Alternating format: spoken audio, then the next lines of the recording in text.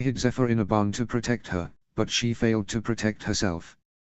I've arrived too late, only to find the village destroyed entirely.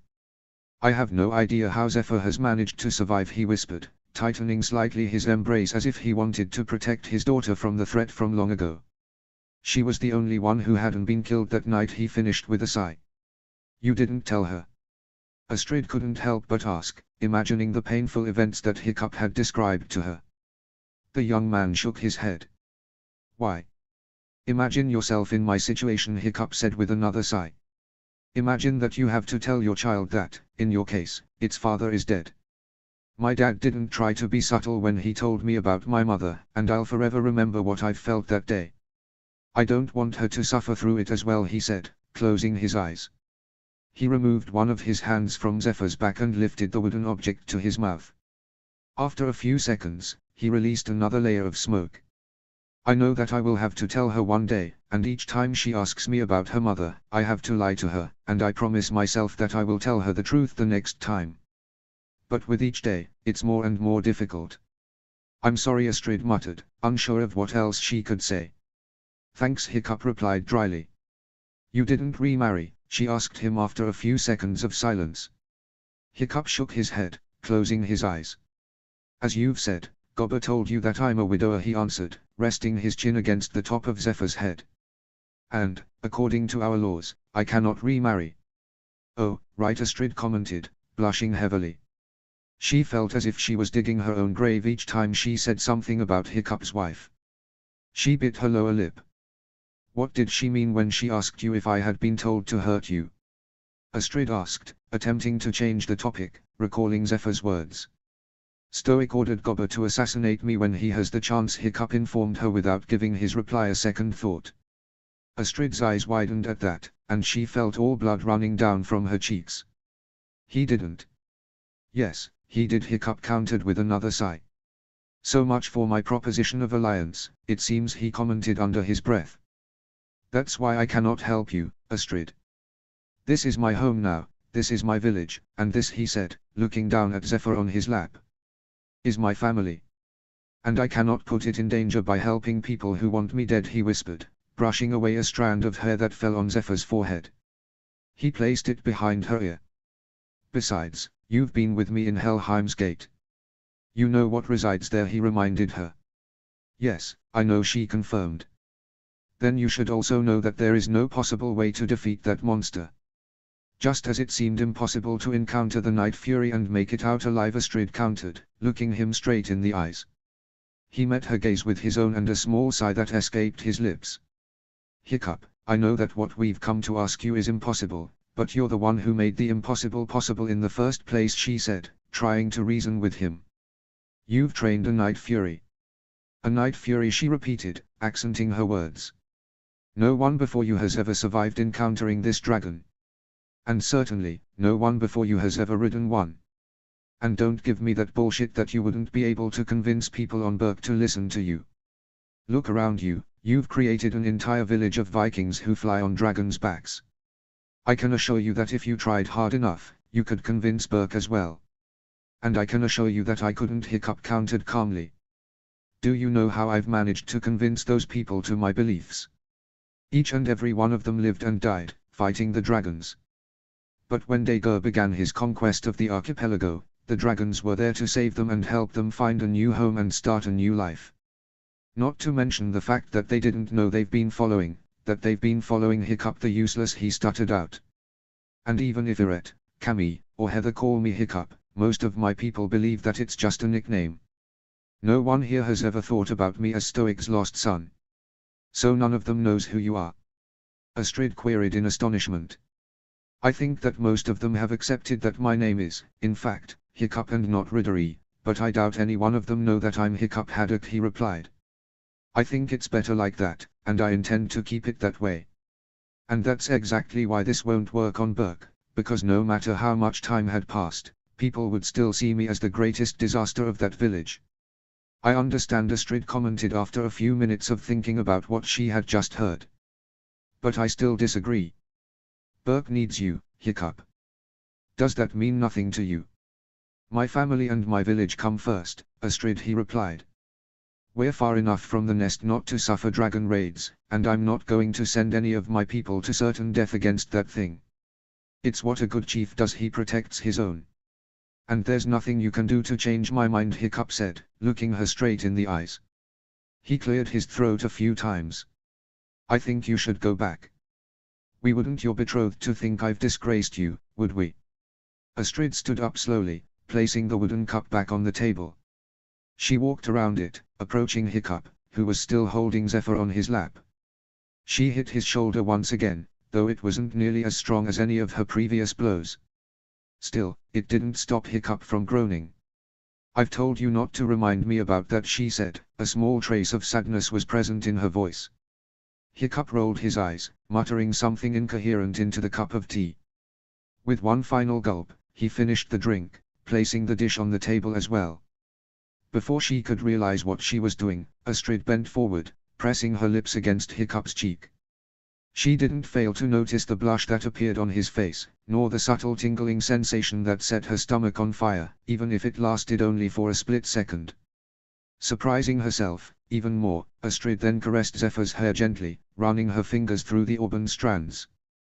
We still need you, Hiccup, she whispered to him, examining his face, even though he refused to look at her. Burke needs you, she clarified and turned around to leave. She stopped before reaching the door. What am I supposed to tell them when they ask me why I've been gone for so long, she asked him. You're smart, Astrid, Hiccup replied, not even looking at her. She noticed that his full attention was focused on his daughter. You'll figure something out. I don't have to explain myself to Stoic anymore. She stayed there for a few seconds more, waiting for him to say something more. When she was sure that he wouldn't speak again, Astrid turned around and opened the door, trembling slightly due to the coolness of the night. Steinar was waiting on the patio, patiently, although bored. He stood up from the small bench when he saw her and wasted no time binding her hands again. Astrid allowed him to do that without a single word of complaint. She was escorted back to the prison, where the rest of her fellow Burkians were waiting for her, refusing to go back to sleep before they saw her again. It took her time to convince everyone that Hiccup didn't harm her in any way. Snotlout was using every curse he knew against the chief of Driki, promising him a slow and painful death, even if Astrid was reassuring them that Hiccup didn't as much as touch her. It wasn't entirely true, though, she remembered as she massaged her slightly sore wrists, recalling how he gripped them. In order to convince the others that nothing had happened to her, Astrid told them that she actually managed to hit him a few times, enough to leave a few bruises here and there. She received a small series of snickers from some of her companions. And it took all her strength not to punch Roughnut after her comment where she would like to put some bruises on Hiccup. Astrid's friend seemed not to be as angry at the man who declared them his prisoners, as she complimented his physical appearance shamelessly. She was hushed quickly, though, by Stoic, who wasn't mincing words when he told her what was his opinion on her thoughts about that man. It silenced Roughnut effectively, much to the amusement of her brother, who continued teasing her for a long time after that. And as Astrid was lying on the fur, staring emptily at the ceiling, seemingly unable to drift off to sleep, her mind was focused on one thing and one thing only. No matter what he said, she would find a way to make Hiccup help them. She just yet had to figure out how exactly she would do it. Chapter 16. So, how did it go with Astrid? Gobber asked when Hiccup entered the forge. Just as it had been the case the previous day, Toothless and Zephyr were with him. Well, I'm still in one piece and alive, so I would say that quite well, Hiccup replied with a chuckle. Gobber smirked as well. Though I doubt I will be able to use my left hand effectively today, he added. The old blacksmith laughed at that. She did say she hit you a couple of times, Gobber commented, laughing slightly. What did you do to piss her off? And what did she want to talk about? I don't know, Hiccup replied, shrugging his shoulders slightly. Guess I was just being me, he added with a chuckle, rubbing the sore spot on his arm. Should have worn my armor. And Astrid just wanted to convince me to return with you to Burke and help you with your problem. I believe I don't have to tell you what my response was. No, you don't, Gobber confirmed, though it pained him to say that. I must admit that you have had us scared yesterday, he said. Stoic and Snotlout especially. They've been screaming as loudly as they could before your guard brought Astrid back. Is that what I am in your eyes? Hiccup asked, returning to his task from the day before. He examined the dragon scale in his fingers. A rapist, he clarified, turning his head to face the old blacksmith. Except for I, and Astrid, no one knows who you really are, Hiccup Gobber replied. They only know that you've summoned her to your house in the middle of the night. None of us is blind. Astrid has grown up into a beautiful lass, and we simply didn't know what your intentions towards her were. You can't blame us for worrying about her. Astrid's always been beautiful, Hiccup countered incoherently, certain that Gobber didn't hear him. Did you think I would take advantage of her as well, he asked, not believing what his former mentor has insinuated. Do you really think so low of me? I don't, Gobber replied with a heavy sigh. It's just Stoics and Snotlout's fear and anger worked on all of us. Even if I didn't want to think about it, and I knew you wouldn't do it, I couldn't help but share their fears, he said shamefully. Hiccup was only looking at him, fingering the dragon scale. He huffed quietly. He recalled Iret's words from the day when he judged the group of Burkians in the Great Hall. Hiccup trembled slightly at the mere suggestion of what he could do to Astrid, even though he had the power to do that. You've told them that I'm a widower, Hiccup more stated than asked, whispering the last word. He was glad that Zephyr was occupied with something else in the forge and wasn't paying attention to their conversation. She would undoubtedly ask him what it meant, and Hiccup didn't want to have to lie to his daughter once again. Yes, Gobber replied hesitantly, taken aback by the sudden question. Why? Hiccup asked, crossing his arms on his chest. The old blacksmith exhaled deeply, running his fingers through his long mustache. I thought it would make Stoic see that you two are, you know, similar to one another, he replied, wondering about his answer. Hiccup huffed again. And did it work, he queried, even though he was sure he already knew the answer to that question. No, Gobber answered with another heavy sigh. Stoic didn't want to hear any of it. He said you two are nothing alike. Why doesn't that surprise me? Hiccup asked, though he directed those words more to himself. Next time, I would appreciate it if you kept certain information to yourself, Gobber, he added, once again looking at his former mentor. If I wanted others to know what you know, I would have told them myself. I'm not proud of everything from my past, and the fact that I'm telling this to you means that I trust you.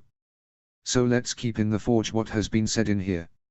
I'm sorry, Gobber mumbled, looking down at his feet. It was a strange feeling for him, Hiccup scolding him over something he had done.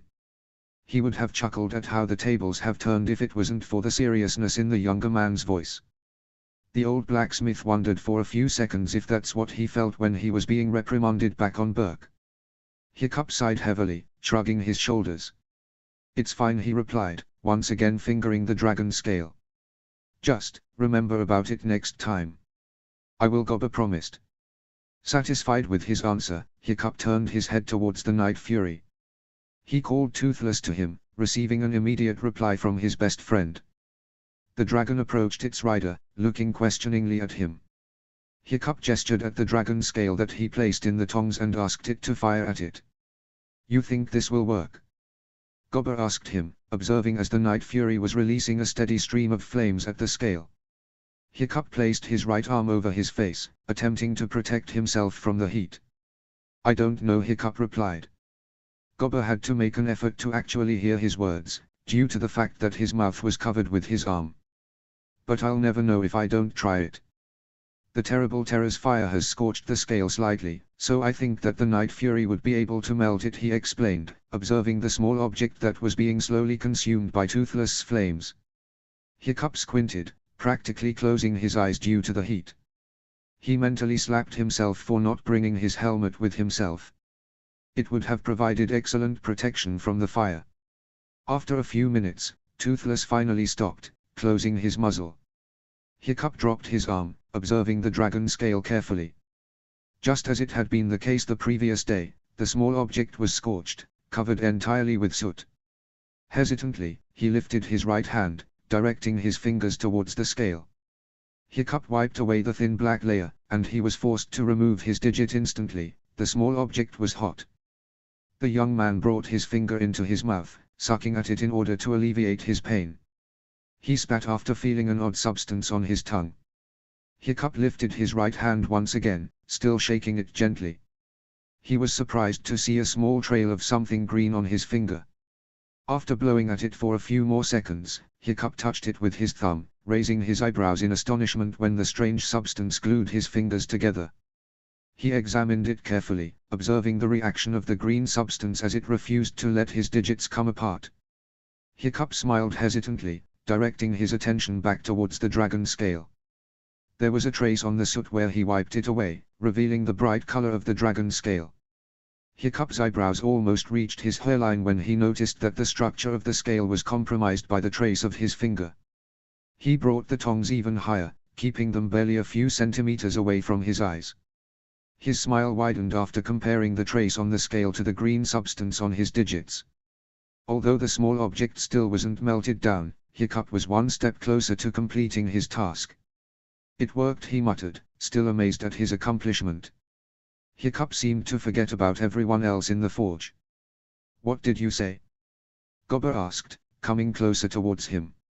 Zephyr approached her father as well, curious at what was occupying his attention so much. Hiccup turned around slowly, facing his old mentor and his daughter.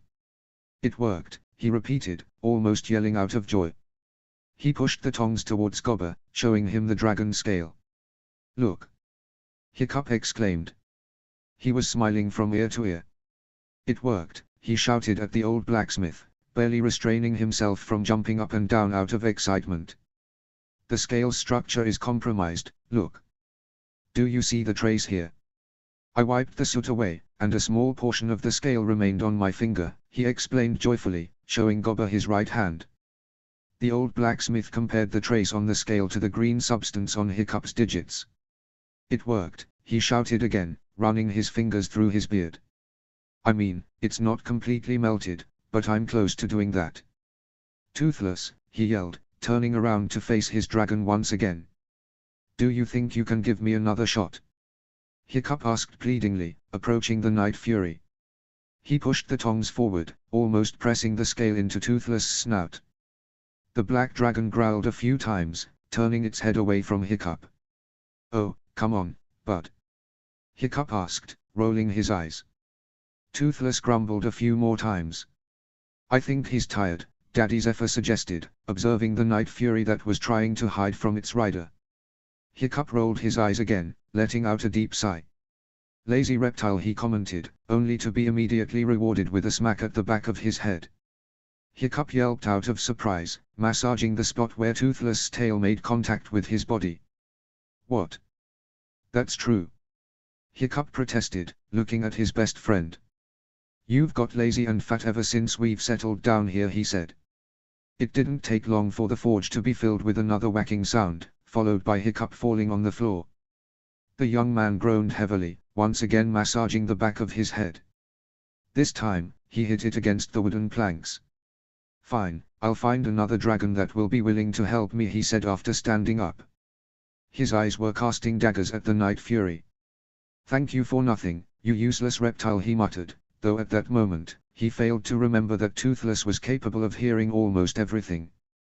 Once again, Hiccup had been knocked over, hitting the floor. "Does he do that often?" Gobber asked, slightly amused, helping Hiccup to stand up.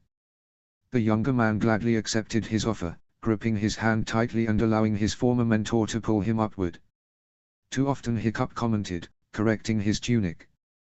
He was still glaring at Toothless, though the black dragon paid him no mind, content to be lying down on the stone slab. The Night Fury's snout was covered by its tail. "He's made himself too comfortable. And to think that a few years ago, he used to be the most feared dragon around the archipelago," Hiccup mused, directing that comment primly at Toothless. The Night Fury growled loudly, clearly disagreeing with his words. It seemed that the black dragon wanted to say that he still was the most dangerous dragon known to Vikings. "I must admit that it's strange to see the unholy offspring of lightning and death itself acting like an overgrown cat," Gobber commented hesitantly, making sure that he remained beyond the reach of Toothless' tail. He didn't want to be sent down to the floor like Hiccup. The Night Fury removed the tail from its snout, glaring at Gobber. The old blacksmith took a step backward and raised his hands in a silent apology. It seemed to calm the black dragon down,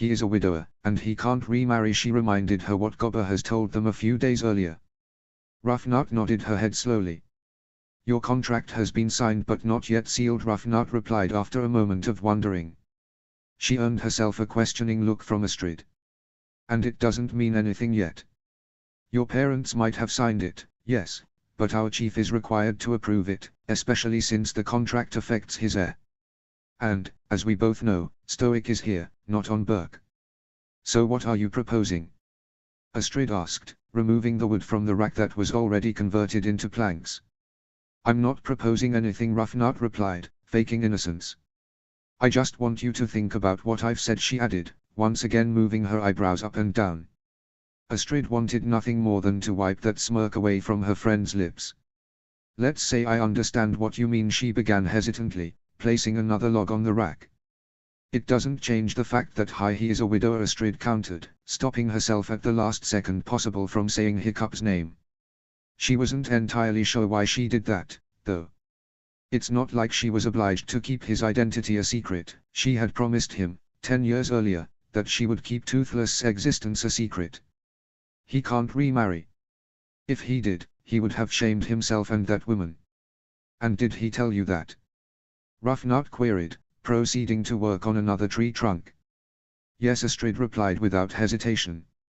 I've told him what Gobber told us, and he didn't deny it. He didn't deny it, or did he confirm it? Rufnut countered. Because these are two different things. What do you mean? Astrid asked her, clearly puzzled. Did he say he is a widower? Rufnut clarified, beginning to cut the log with her saw. He did, Astrid answered. Besides, one doesn't have to look far for the evidence. Have you seen his daughter? She has his eyes and his hair, she reminded her. Having a child doesn't mean he's a widower, Rufnut countered. Besides, does he have the Na'u rune? Like Stoic, she asked, referring to the burned mark on their chief's left hand. Astrid blinked a few times at that. I'm not sure, she replied hesitantly, trying to recall Hiccup's hand, but no matter how hard she tried, she failed at doing that. He would have if he were a widower, Rufnut stated, smirking slightly. And for a second, let's pretend he is. Do you think that he would really care about our laws so much? I mean, that guy befriended a dragon, the Night Fury, to be precise. And no matter how much I find the idea of living with a dragon despicable, I must admit it's quite impressive. No one before him has even survived the encounter with that beast. Speak of the devil, she said when they heard a small girl's laughter. Both women looked up, directing their attention towards the chief of Dreki and his daughter. The duo was standing on the hill not far from the place where the Berkians were working, though Hiccup paid them no mind. He and Zephyr were approaching one of the nadders that was lying at the roof of one of the houses, benefiting from the last sunny days before the winter would fall upon them with all its might. The snowdrifts were becoming higher and higher with each day, threatening to swallow everything before the Berkians would complete their punishment. Astrid and Rufnut watched in disbelief as Hiccup called out to the dragon, and the nadder stood up almost immediately and left its comfortable spot on the roof. They observed as the chief of Dreki caressed its snout, mumbling something incoherent. He received a pleasured squawk from the dragon. It wasn't long before the two people and the creature disappeared from their sight once again. Did you see that? Rufnut asked her, her lips were slightly parted, forming an O. Astrid nodded in confirmation, also entranced by Hiccup's ease at dealing with a wild dragon. I wonder if he can tame other dragons as well, she commented with a knowing smirk. It didn't take Astrid more than a few seconds to understand what Rufnut meant. Her eyes were casting daggers at her friend. What? Wouldn't you want to find out? The female twin teased her, once again moving her eyebrows up and down. Who knows, maybe he would be able to tame your little Night Fury as well, she added, and actually had to duck in order to avoid being hit by a piece of wood. Or maybe, you would want to ride his dragon, Rufnut said with a chuckle, ignoring Astrid's previous warning. As I've said, Astrid hissed through gritted teeth, barely restraining herself from sending her saw at Rufnut's head. He's a widower, and he seems to care much about our laws, Astrid countered when both of them returned to their task at hand. If he did, we would be dead, Rufnut countered without giving her words a second thought. Please, enlighten me, because it seems I have forgotten. When exactly did you become an expert in our laws?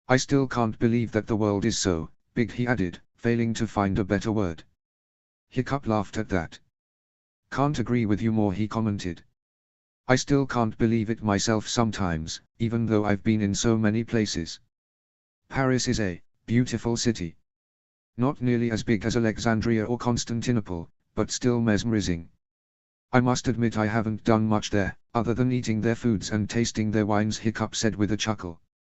For 6 months, I've basically been goofing off. Wines? Gobber asked, hearing the name for the first time. It's their alcohol, Hiccup explained. They produce the best one in entire Europe.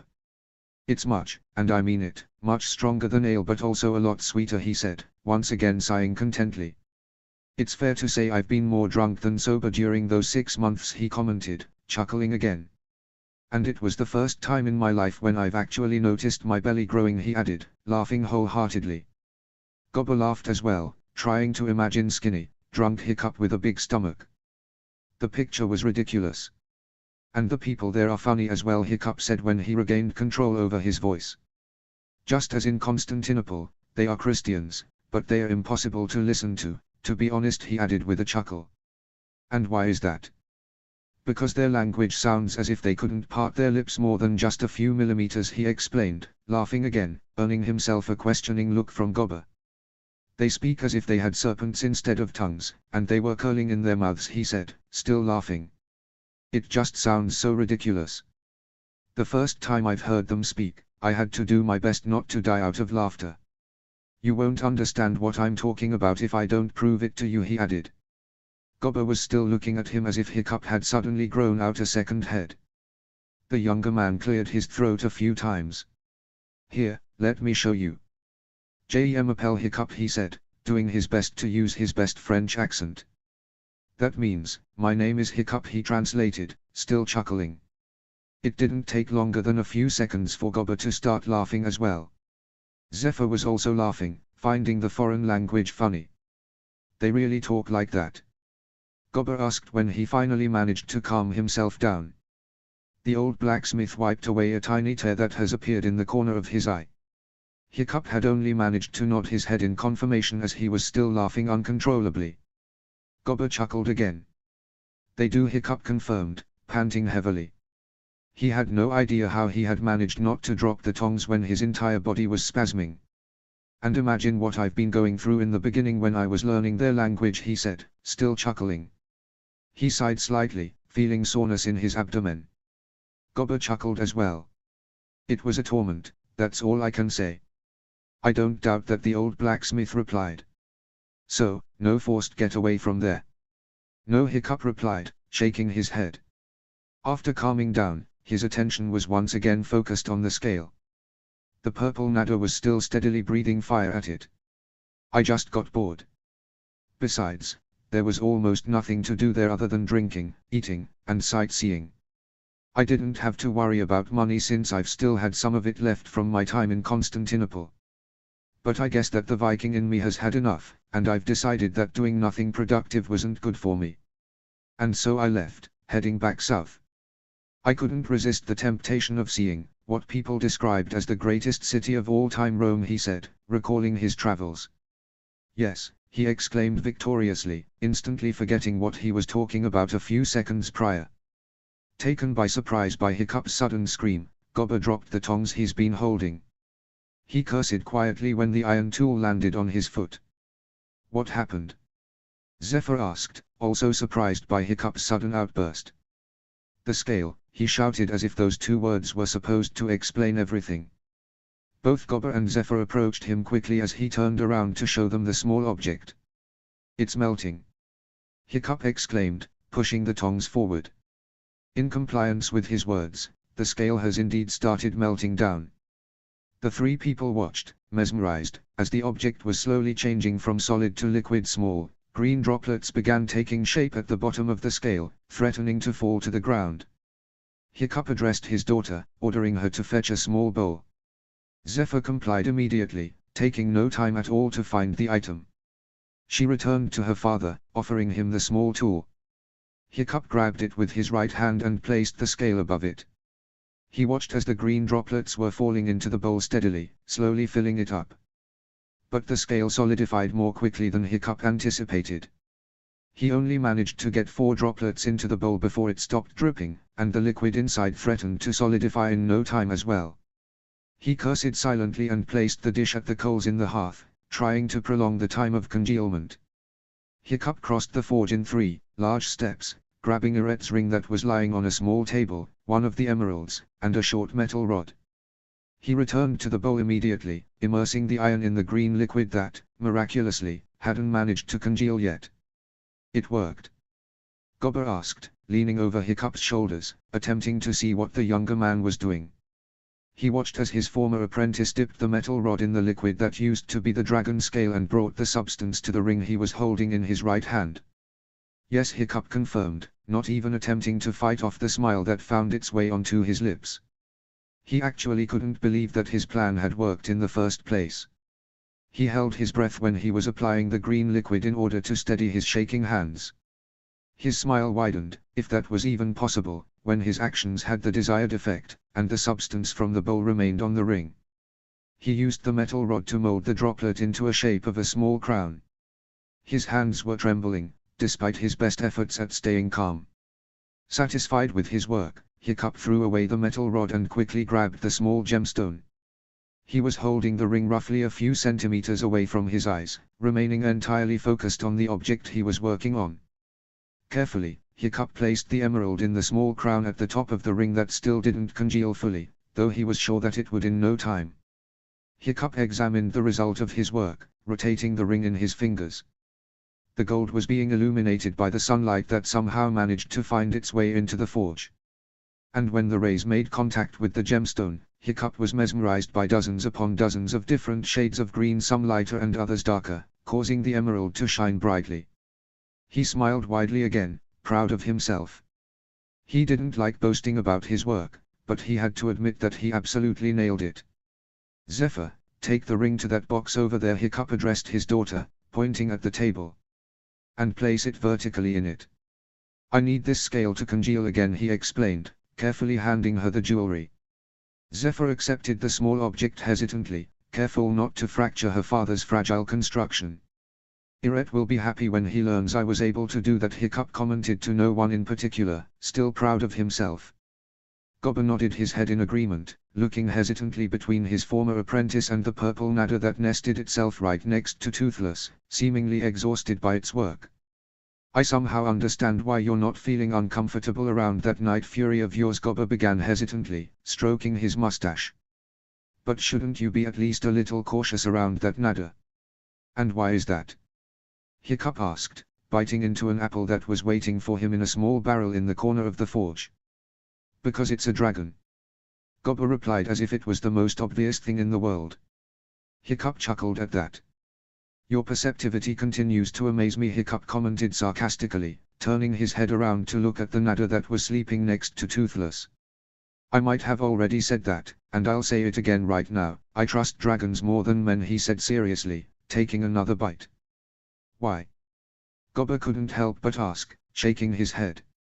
It was ridiculous. After all, dragons, at least in his mind, were vicious creatures, ready to kill in a blink of an eye, though he was proved otherwise during his short time on Dreki. "Because I've suffered more at the hands of men than dragons," Hiccup replied simply, not looking at his former mentor. He was staring at some random point on the wall behind Gobber's back, though his eyes were unfocused. "They took your mother away," Hiccup, Gobber said softly, earning himself a heavy sigh from the younger man. "And I'm sure you haven't forgotten that easily the havoc they wreaked on Berk." "I'm not talking about Berk," Gobber, Hiccup countered, shaking his head. He ran his hand through his hair. "Not all the places I've visited in Europe are connected to pleasant memories," he added mysteriously. Gobber raised one of his eyebrows at that. "Care to explain?" he asked, earning himself yet another heavy sigh from the younger man. "I went to Rome after Paris," Hiccup began hesitantly, unsure if he wanted to share that piece of information with his former mentor.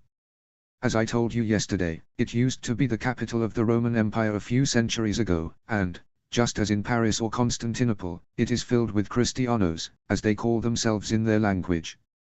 Actually, Rome is one of the most important places for their faith and is also the capital of what they call the Papal States. I've spent some time there, studying their culture and continuing my combat lessons. A few months have passed like that. One day, however, I've messed up. I left the city and headed towards the forest where I hid Toothless. I wasn't cautious enough and didn't notice that someone was following me. That man saw me and Toothless and ran back to the city to report it to the guards. In contrary to the Muslim, the Cristianos weren't too fond of encountering a dragon. They consider them to be demons, and before I knew it, I was captured by the guards and dragged to the prison. Fortunately, Toothless has managed to escape, though I have no idea how, Hiccup said, recalling the unpleasant time in the south. What did they do to you? Gobber asked, though he wasn't sure if he really wanted to know an answer to that question. Hiccup sighed again. They've said that I was possessed by a demon or that I even was one myself, he replied, chuckling dryly. They said that it was their duty to expel the evil spirit from me, and they've decided that torturing me was the best method to do that, he said. Gobber felt all the blood run away from his face, causing him to pale visibly. I have no idea how much time I've spent there, Hiccup admitted, still looking at the wall, occasionally biting the apple. I believe it was around 2 weeks. In that time, I was being beaten, starved, whipped, he said, trembling slightly at the unpleasant memories. I have no idea how, but Toothless has somehow managed to rescue me from captivity. The last thing I remember from my time in there was one of the guards cutting me with his sword across my chest. I still don't know how I've managed to survive, but I'm sure it was thanks to him, Hiccup said, looking at the Night Fury. He saved my life more than once, and I have no doubts that he would do that again without any hesitation. The same goes for each and every dragon on this island. They know we mean them no harm and that we would defend them with our lives if needed. In return, they are ready to do the same for us.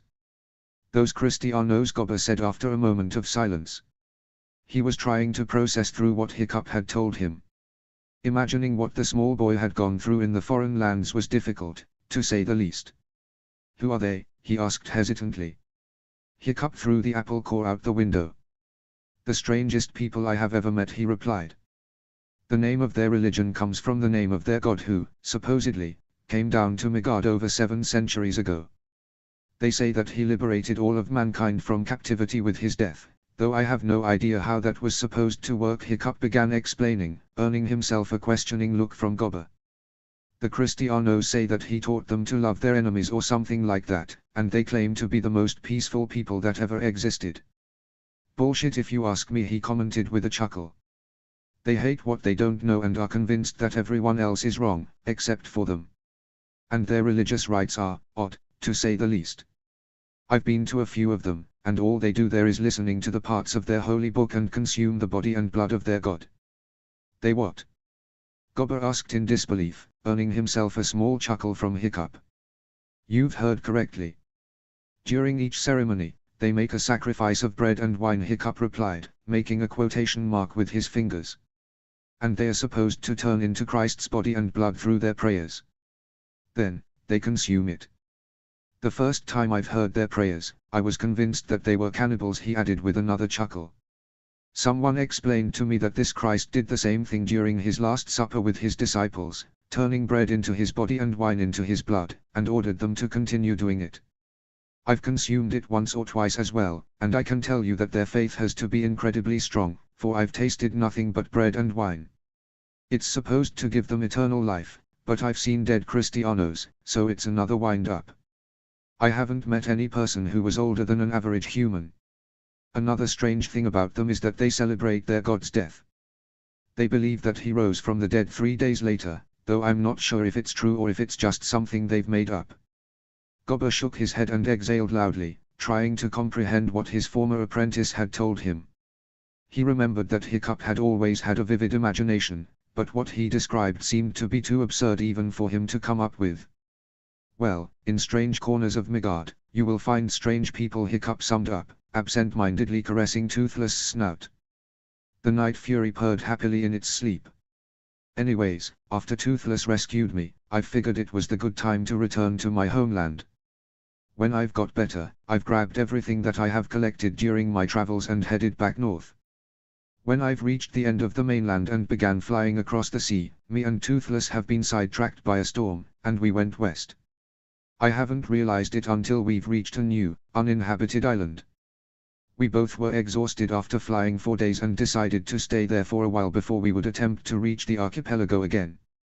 We've stayed there for 1 week, and it was 1 week too long if you ask me. And why is that? Because it's the worst land in Midgard, Hiccup replied immediately. Although beautiful, it's also incredibly dangerous to live there. I've seen their mountains spitting fire and rocks into the air, small lakes shooting up boiling water. I've barely avoided death in that land a few times, he added, running his hand through his beard. After resting a little, we've left that island as soon as possible and returned to the archipelago. And so, this was the end of my travels. I've found this island, it was uninhabited, except for a few wild dragons, and settled down here. With time, this place was getting more and more crowded by the people who have survived Daegur's attacks. Before I knew it, the village of Driki was formed, and the people around here have acknowledged me as their chief. The rest is just history. Daegur attacked us a few times, we fought back, and by the 3rd time he came here, we went after him and brought him back with us. And you know what happened to him, Hiccup muttered, crossing his arms on his chest. Gobber only nodded slowly. I still can't believe that you're alive after all this time, the old blacksmith said after a moment of silence, shaking his head. His lips curled up in a wide smile. And that you have seen so much of the world out there. And that you've grown up to be a chief, he exclaimed, trapping Hiccup in a bone-breaking hug. The younger man returned it awkwardly, embracing his former mentor. Sometimes, I still can't believe it myself, he replied, chuckling slightly. Gobber chuckled as well, sobbing gently. Your father would have been so proud if he knew who you are, he muttered into Hiccup's shoulder. His former apprentice cleared his throat hesitantly. I doubt he would be proud that his only son befriended his greatest enemy, Hiccup muttered sadly. Just tell him already, Gobber begged him, looking him straight in the eyes. He saw guilt and shame in Hiccup's own ones. I will, the younger man promised. But I still need time, Gobber, he added quickly, causing the blacksmith's smile to fade away from his lips. You know that if you don't tell him, then I will, the older man asked.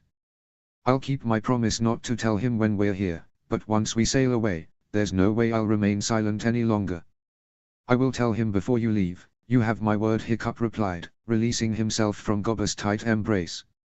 I just have to find a way to do that. Don't take too long, Hiccup, Gobber pleaded him.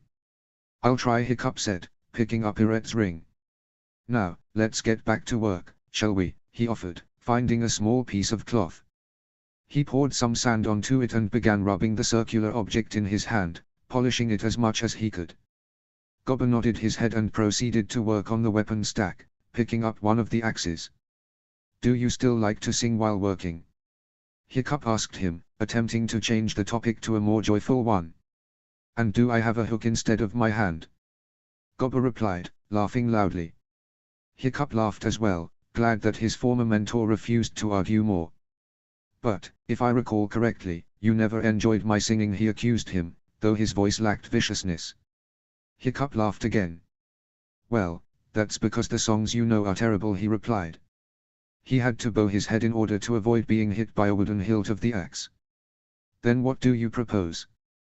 Gobber asked, faking hurt. Hiccup chuckled again, shaking his head.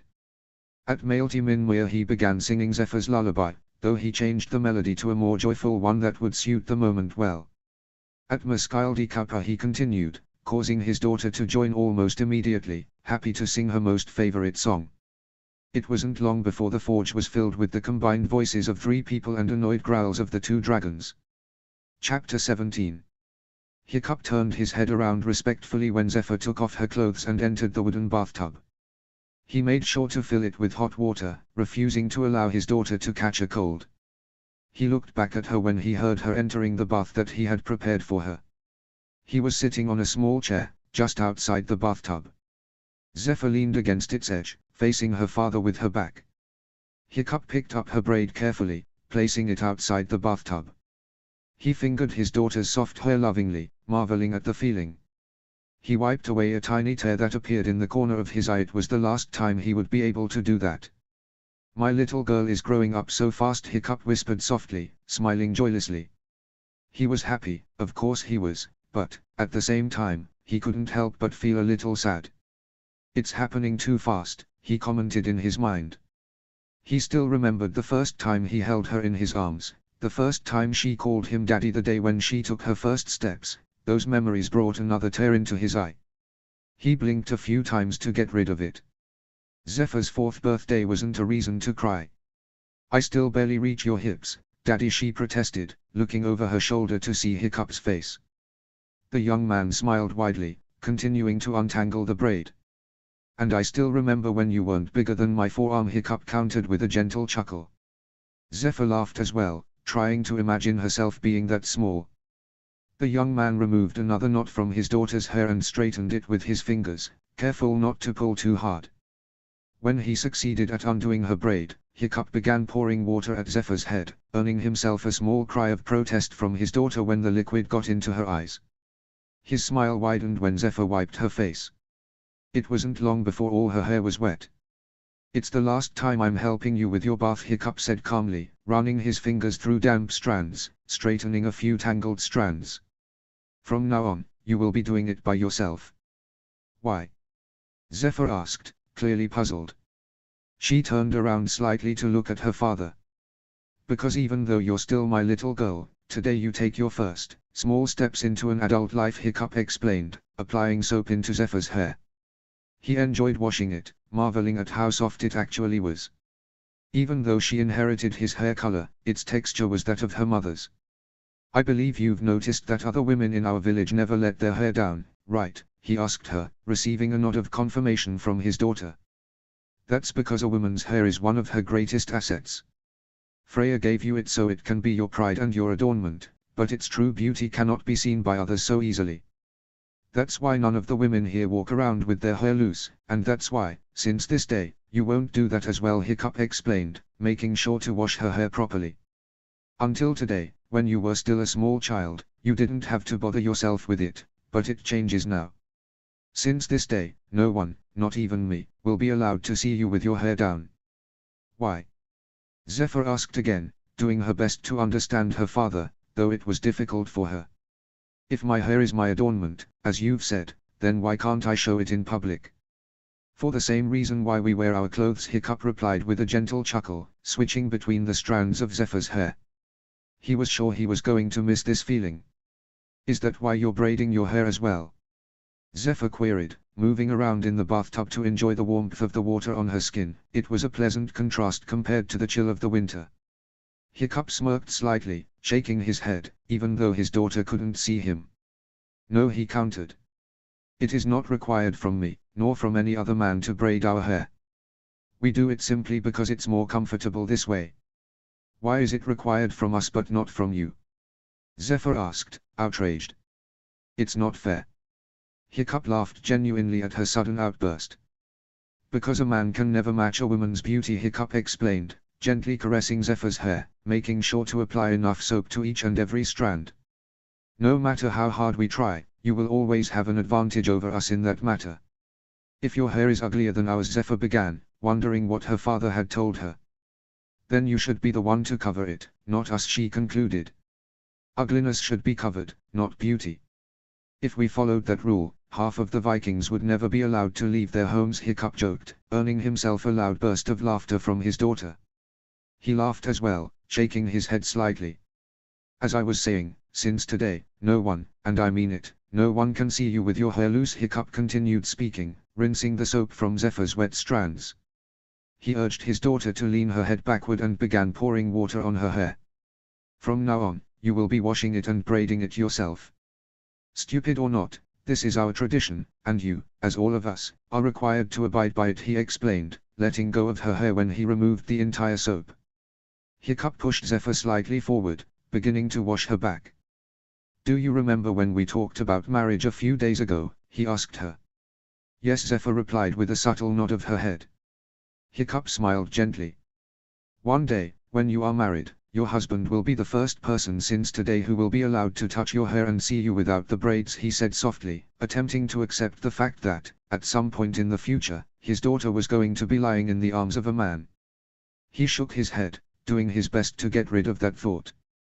It would be years before that happened, and he wasn't going to allow that thought to torment him at that moment. He will be the first and the only one you will ever allow to attend to your hair, Hiccup explained, handing the soap over to Zephyr.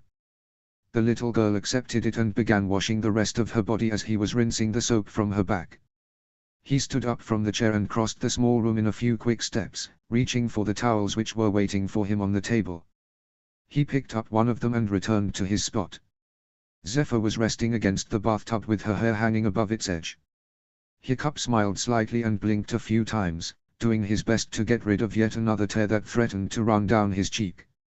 He sat back on the chair and began rubbing Zephyr's hair with the towel, starting from the tips and making his way steadily upward.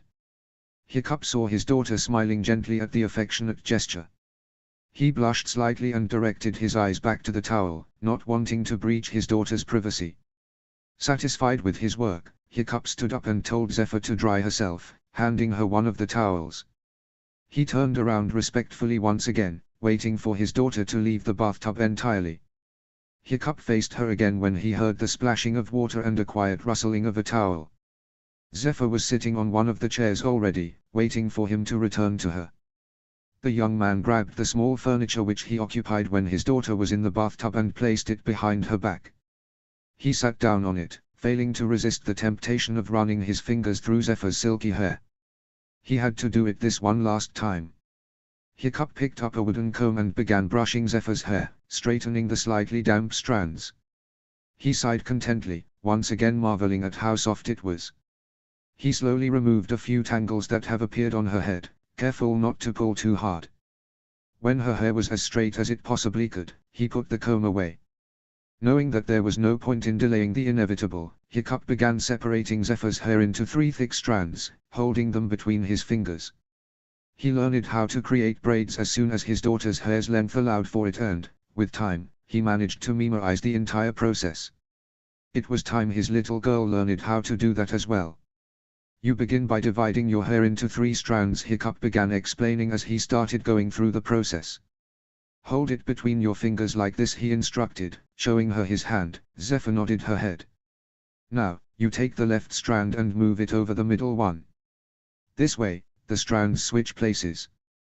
Then, you take the right one and move it over the middle one that, in the beginning, used to be the left one. He explained the process of braiding, doing exactly what he was describing. And so, the braid starts forming. From here, you repeat these 2 steps until you reach the end of your hair. The left one over the middle one, the right one over the middle one, Hiccup said, urging Zephyr to repeat after him so she could memorize it. His daughter began echoing his words, focusing on remembering them. And it's done, Hiccup announced after a few minutes. Now, to keep it in place, you grab this, he said, showing her a small piece of a leather strap. You wrap it around the end of the braid, like this, he instructed, showing Zephyr her hair over her shoulder. His fingers skillfully tied the leather strap around her strands, effectively keeping them in place. And it's done, he said, dropping the braid. Zephyr held it in her hands, examining her father's work with watchful eyes. Now, I know that making it without anyone's help will be difficult, but you will learn it with time, Hiccup said, standing up from the chair and heading towards the small table. As long as you put a noticeable braid in your hair, you're good to go outside.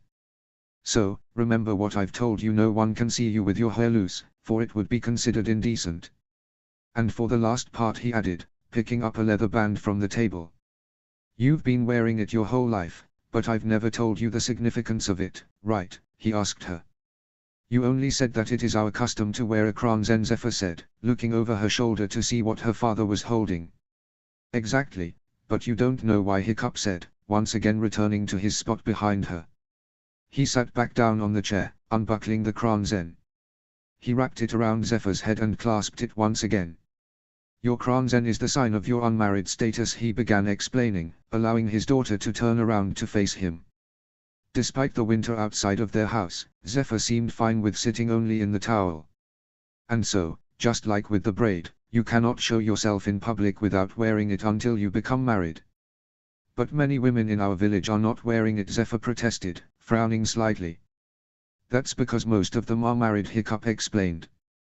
Only those who aren't yet, where their crowns ends, and you shall do that as well as long as you don't have a husband. Once you do, he shall remove it from your head, once and for all, and he will undo your hair and see your true beauty," Hiccup said, doing his best to explain the wedding night without any intimate details. Zephyr would learn them once she was older.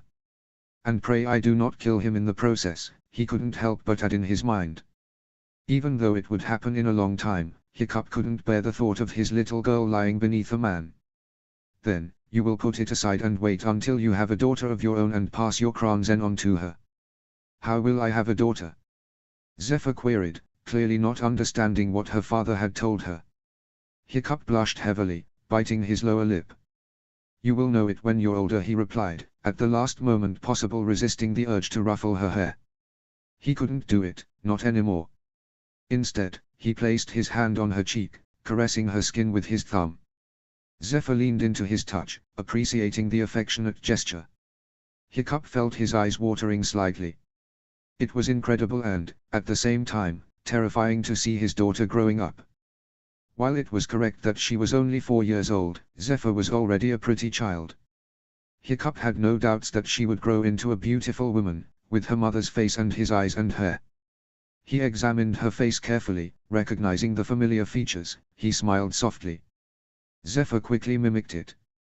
"My little girl," he whispered, once again resisting the temptation of touching her hair.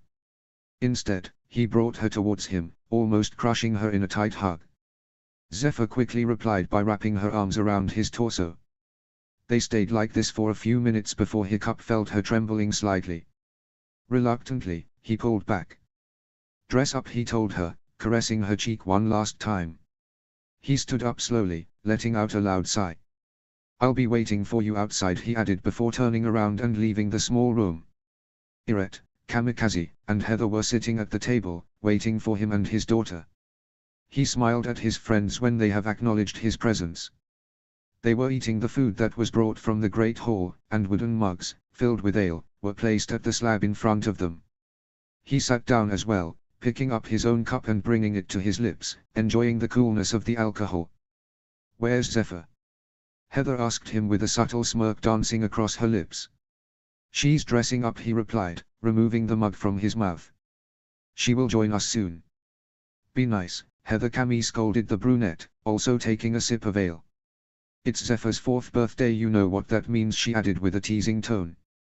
"She slowly stops being Hiccup's little girl," she finished, chuckling slightly when the young chief let out an exasperated sigh. "I can't wait to see if you will be as light-hearted during your own daughter's 4th birthday," Hiccup countered, glaring at her from above his cup. Camille laughed slightly. "Relax, Chief," she replied. "You're not losing her," she reminded him, earning herself yet another heavy sigh from Hiccup. "These are just her first steps into adulthood, and the sooner you accept it and get over it, the better. The only thing you're losing today is your right to see and touch her hair," she said as if it was nothing. Hiccup huffed slightly. "It reminds me so much about Sigrid's hair," he muttered, wiping his face with his hands. His friends frowned at that and looked at one another, unsure of what they should say. Irette was the first one to break the uncomfortable silence. "You should move on, Hiccup," he said softly, making sure to pick his words carefully. "Don't waste your time looking back." "You're not going that way," he added, squeezing his friend's shoulder. Hiccup winced slightly. "I've tried, Irette," he replied, once again hiding his face behind his hands. "But it seems that my past is reluctant to let me go so easily. I thought that Sigrid would help me get over her, but the moment I saw Astrid here..." He trailed off, failing to finish what he wanted to say. "Then you should stop wasting time thinking about her and just approach her," Heather suggested as if it was the simplest thing to do. Hiccup chuckled humorlessly at that. "You know I'm right," she added. "She is," Camille confirmed. "It's obvious that you still love her, Hiccup, and just thinking about her will make you miserable." "Sigrid is gone," she said, glancing at the door to Zephyr's room to see if the small girl was about to leave. Hiccup pressed his lips tightly together, they formed a thin line. "And nothing will bring her back. But you can still find happiness, do you know that? And I'm sure that Zephyr would like to have a mother," she added, lowering her voice in order not to be heard by the little girl. "I don't love her," Hiccup countered, shaking his head. "How can I love someone who I haven't seen for 10 years? I might be in love with her, but I certainly don't love her. There was only one woman who I have ever loved, and she was killed by Dager over 3 years ago, he said bitterly. Same difference, Camille replied, raising her mug. All I'm saying is, you have an opportunity to make yourself, and your daughter, happy. I can't, Hiccup whispered. Why? Because Astrid is already betrothed, he revealed. She is promised to my cousin, the heir of Burke. That's not Guy? Heather asked, slightly amused. Hiccup nodded his head. The brunette burst out laughing, bending forward slightly. She placed her mug on the table to avoid spilling its content. Then trust me, Astrid would be in your debt if you freed her from this arrangement. I'm sorry to say it, but your cousin is an idiot, she managed to say through bursts of uncontrollable laughter. I'm well aware of that, Hiccup replied with a small smile. And don't apologize for telling the truth, he added, causing all of his friends to laugh at his comment. He laughed as well. Seriously, I've been watching him for the past few days, and I can honestly say that I have never seen anyone with their head so stuck up in their asses, Heather said, still spasming occasionally from laughter. It's so entertaining to watch him argue with Steinar or other guards when they comment something about their work. I swear that if he works a few more days, he might actually explode, she said with another chuckle. And it's also extremely satisfying to see Astrid turning him down each time he says something to her. Trust me, Hiccup. She hates him. She always had, Hiccup commented, smiling into his mug. All the more reason that you should make a move on her, Brother Iret said, swallowing the ale from his cup. This place could use a woman. I'm not sure how long our village can afford to feed you and Zephyr every day, and we both know that your cooking is terrible, he joked, earning himself a scowl from Hiccup. Iret, darling, if you think that a woman's place is solely in the kitchen, then I can already cut your balls off and wrap them around your neck, Kamikaze said sweetly, looking at her fiancé. Hiccup stifled a chuckle while Heather burst out laughing again. Iret only paled visibly, gulping loudly. And you will wear them like a necklace during our wedding. Though I don't think there would be a reason for us to marry then. The chief of Driki cleared his throat a few times. Be careful of what you say, Iret, or you might have the most dissatisfying wedding night in the history of all archipelago, Hiccup commented, fighting off laughter that threatened to take control over him. Even though my fiancé doesn't know how to speak properly, I think he's right, Camille replied, turning her head to face Hiccup. Iret was still looking into the content of his mug, judging if his future wife's threat would be fulfilled by her so easily. It took him a few seconds to conclude that it was possible. Besides, I remember how she looked at you each time you were in the village, passing them by, or during the day when you judged them, Camille added with a knowing smirk. That girl seems to be unable to keep her eyes off of you whenever you're around. That's because she hates me as well, Hiccup countered, instantly removing Camille's smile away from her lips. And the only reason why Astrid is looking at me is that, most probably, she would like to bury her axe in my chest. And she's not the only one, he added, muttering the last sentence into his mug. Why? Heather asked, also taken by surprise by Hiccup's words.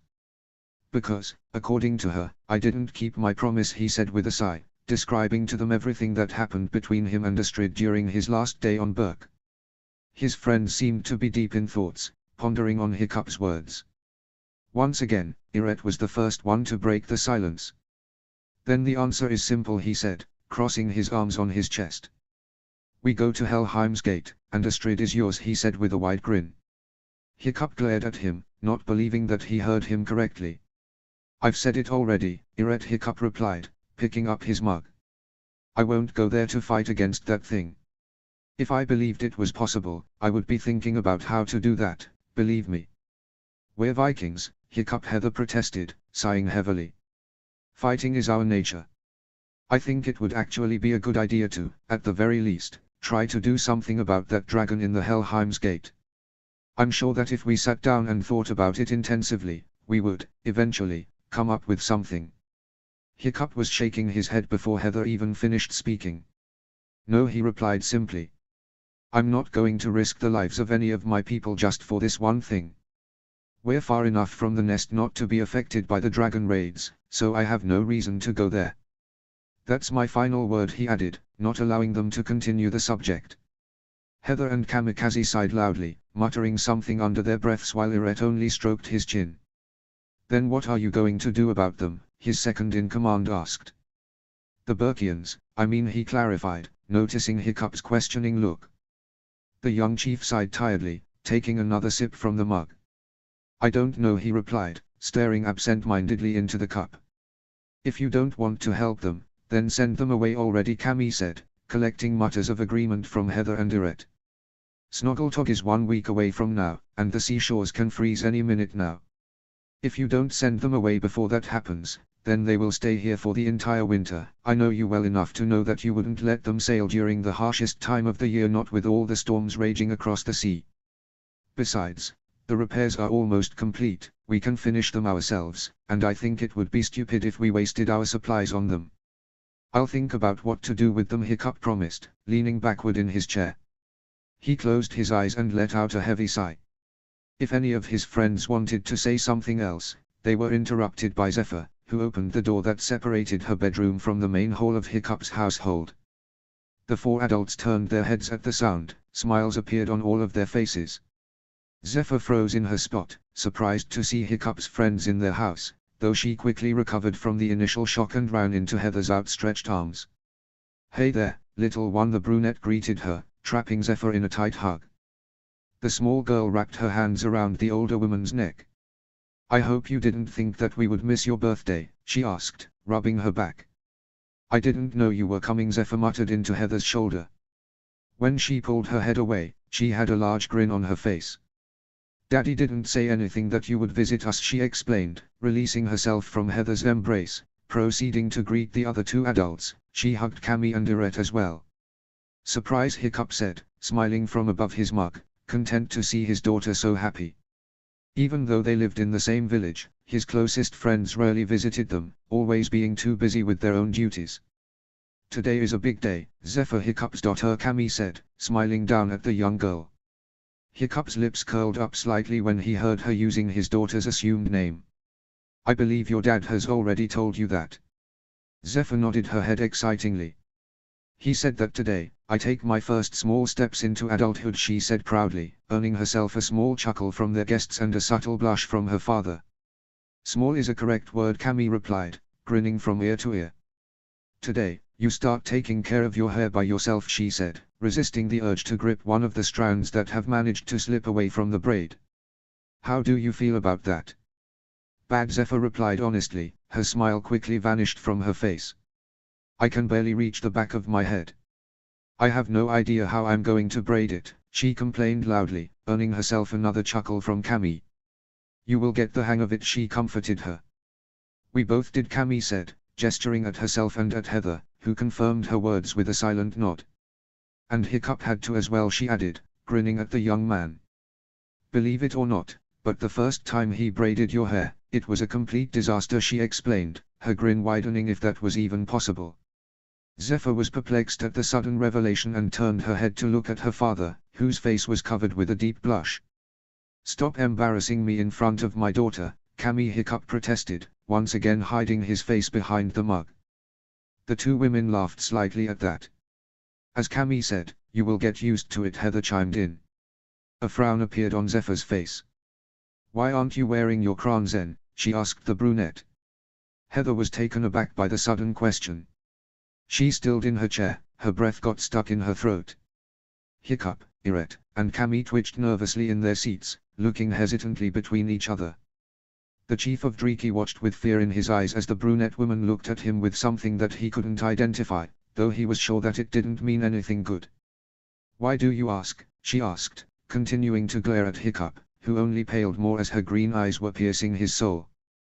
Daddy said that every woman who isn't married is supposed to wear a crown, Zephyr replied, failing to notice the sudden discomfort of the other adults.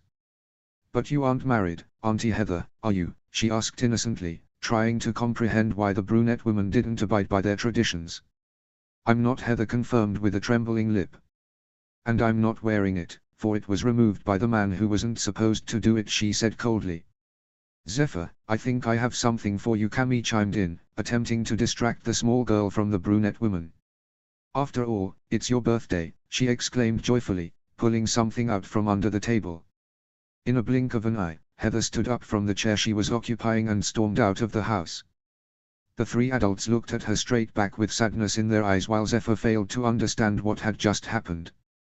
"Did I say something wrong?" she queried, looking around the three adults. "No, sweetheart," Hiccup replied, also standing up. "I'll go talk to her," he announced, picking up his and Heather's mugs and one of the small barrels of ale that was standing on the table. His pipe was held by his belt. "Stay here," he told his daughter, who nodded slightly, sad because of the sudden change in Heather's behavior. "I want to be alone," Heather said coldly, not even looking at Hiccup when he joined her on the patio of his house, closing the door quietly behind him. The brunette was leaning against the wooden fence, looking at the village of Driki that was already mostly asleep. The moon was shining in the night sky, illuminating the snow that covered their island, causing it to reflect the light and brighten up the village significantly. "I don't want to talk to anyone," she clarified when she didn't hear Hiccup going back into the house. "Well, that's a good thing because I've never been good with words," he replied, standing beside her and also leaning against the wooden fence. Without saying anything else, he handed Heather her mug that he had already filled with ale. She accepted it hesitantly, still glaring slightly at her chief, who only raised his own cup and began drinking the alcohol. She followed his example, accepting the offered liquid. They stayed like that for a while, silently drinking ale. At some point, Hiccup picked up his pipe and filled it with dried leaves, igniting them instantly. He breathed in, enjoying the stinging sensation that appeared in his throat. After a few more puffs, he offered the pipe to Heather. The brunette accepted it gladly and mimicked his previous actions, staring absent-mindedly at the smoke that was slowly coming out from her mouth, quickly disappearing in the cold night air. Their silence was being interrupted only by the voices of Irette, Camille, and Zephyr from the inside. "I'm sorry for how I've reacted," Heather said suddenly. Hiccup sighed contently, noticing that there was little to no anger that used to be there when she spoke previously. "I didn't intend to destroy Zephyr's birthday," she added, puffing again. She handed the pipe back to its owner. Hiccup accepted it gladly, instantly lifting it towards his lips. "From what I'm hearing, the birthday is going quite well," he replied, turning his head to look at the door as if he wanted to see the three people that remained inside. "And I think it should be me who has to apologize," he added, looking back at Heather. "I've told Zephyr today about the importance of her Crown Zen. I should have known my daughter better. It was certain that she would ask you about it once she noticed that you're not wearing yours," Hiccup said softly, rubbing Heather's shoulder comfortingly. The brunette sobbed slightly, bringing her mug to her lips. "But I swear to you that I haven't told her anything about your past. She's too young to even understand the concept of marriage, and I wouldn't have told her what happened to you," he added, carefully choosing his words. Hiccup was aware that mentioning Heather's past was risky, so he decided to do that as discreetly as possible. He wasn't sure if he succeeded in doing that. "I'm not angry with her for asking," Heather said, closing her eyes. She let out a deep sigh before continuing. It's hard," Hiccup she muttered, not daring to look at him. She hated to be seen like that, weak and scared because of the ghosts of her past. "I guess I've never told you, but I envy you," Hiccup Heather revealed. "Each time I see you and Zephyr together, I can't help but imagine myself with a child of my own. But it will never happen," she added, her voice almost cracked. "Each time I look at a man that catches my interest, I see his face," she whispered, fighting against the tears that threatened to run down her cheeks at any moment. "He's dead," Heather Hiccup whispered back, unsure if his words would be able to console his friend. "He can't harm you again." "I know," she sighed heavily. "I don't remember ever being happier in my life than when I've watched you performing the Blood Eagle on Dagur. I was sure that that was the last time I would ever think about him, but, even after his death, my stupid brother manages to destroy everything," she seethed in anger. Hiccup watched as Heather searched for something with her hands, burying them deep down in the pockets of her cloak. After a short while, she pulled out a thin leather band. "Even after all those years, I'm still carrying it with me wherever I go," she whispered, examining her Crown Zen. Her expression was similar to the one of a child, who had lost their favorite toy, and, somehow, has managed to find it again. "Each day when I'm holding it, I imagine myself wearing it," Heather muttered. Tears appeared in the corners of her eyes. She blinked furiously a few times to get rid of them. "But I can never force myself to put it back on. Not after Dagur removed it from my head." Hesitantly, Hiccup encircled Heather's form with his arms, bringing her closer towards him. The brunette didn't resist and buried her face in his chest, wordlessly accepting his help. It wasn't long before the chief of Driki felt her shaking slightly, and his tunic began getting wetter and wetter in one spot. He sighed heavily, resting his chin against the top of her head. Hiccup knew the story all too well, and he often wished that he never learned it in the first place. He couldn't imagine how Dager, her own brother, could have done something like that to Heather. It pained him to see one of his closest friends and one of the best shield maidens he had ever seen, broken like that. But it also somehow managed to calm his conscience down when it continued nagging him about what he had done to Dager. "Did I tell you that I was pregnant a few years ago?" Heather asked quietly, afraid to say those words aloud. Hiccup stilled for a few seconds before he looked down at her with wide eyes. "That was new. That motherfucker has managed to put a baby inside me," she revealed, not looking at him. "As soon as I found out, I tried to do anything to miscarry. After a few attempts, I've succeeded," she whispered, letting out a shaky breath. "One day, I was training too hard, and I started bleeding. Luckily for me, Dager had no idea that I was pregnant, and he didn't think anything about it, believing that it was only my moon blood," Heather said, sobbing slightly. Hiccup wrapped his arms more tightly around her. I didn't know," Hiccup muttered, unsure of what else he could say at that moment. "I've always wanted to have a child," Heather replied, her voice was flat, devoid of any emotions. "And I'm not sure how to feel about what I have done, all those years ago. I've killed my first child, but I couldn't bring myself to raise that kid, not when I knew that it would, most likely, have Dager's face," she whispered, still not daring to look him in the eyes. "I still want to have children. But I won't," she added quickly, sobbing slightly again. "Because I know I won't be able to go to bed with any man." "You don't know that," Hiccup countered, caressing her back. "You just need time to forget about what Dager had done to you." Heather shook her head violently. "It's impossible to forget," she replied, almost angrily. "Almost.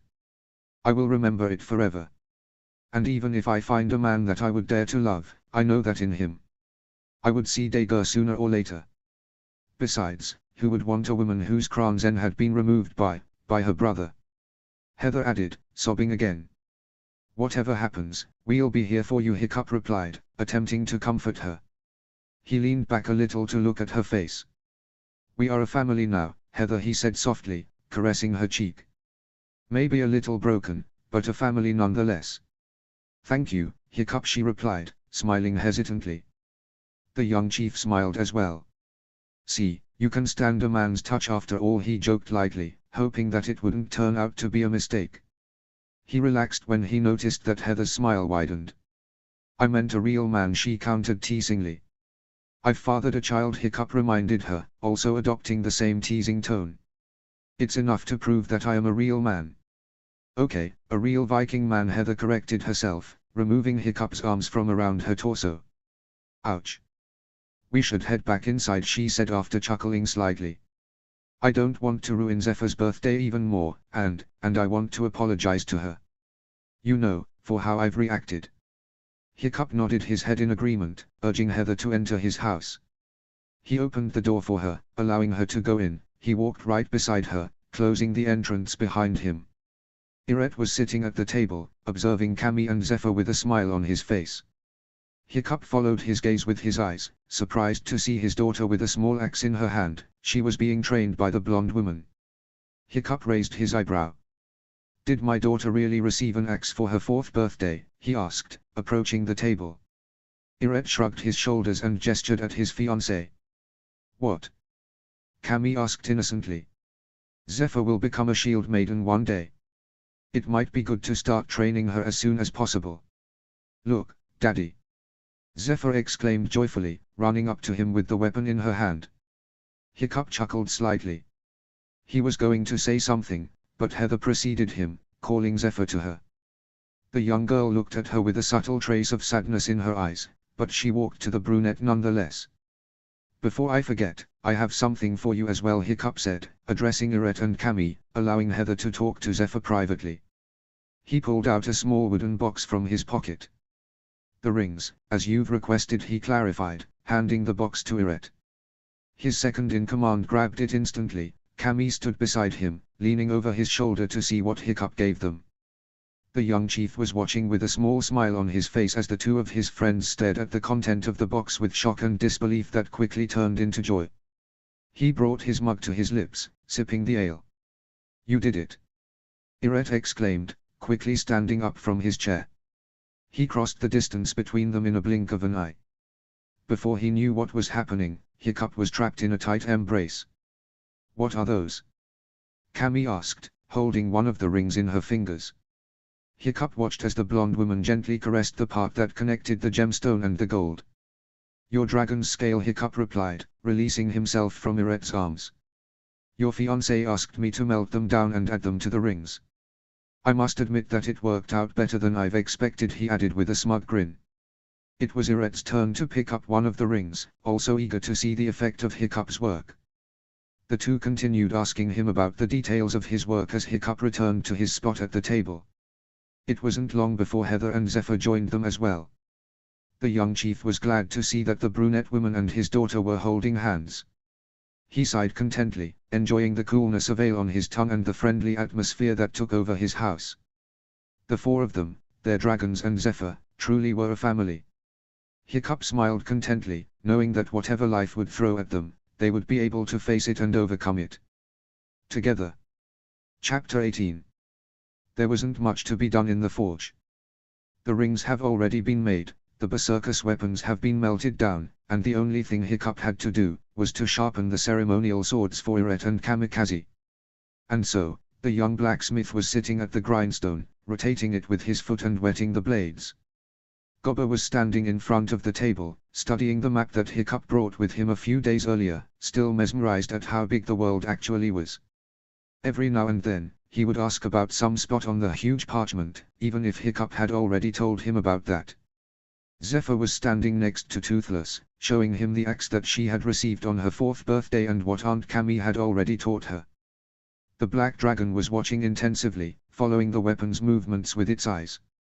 The Night Fury was moving its head backward from time to time, barely avoiding being hit by Zephyr's chaotic swings.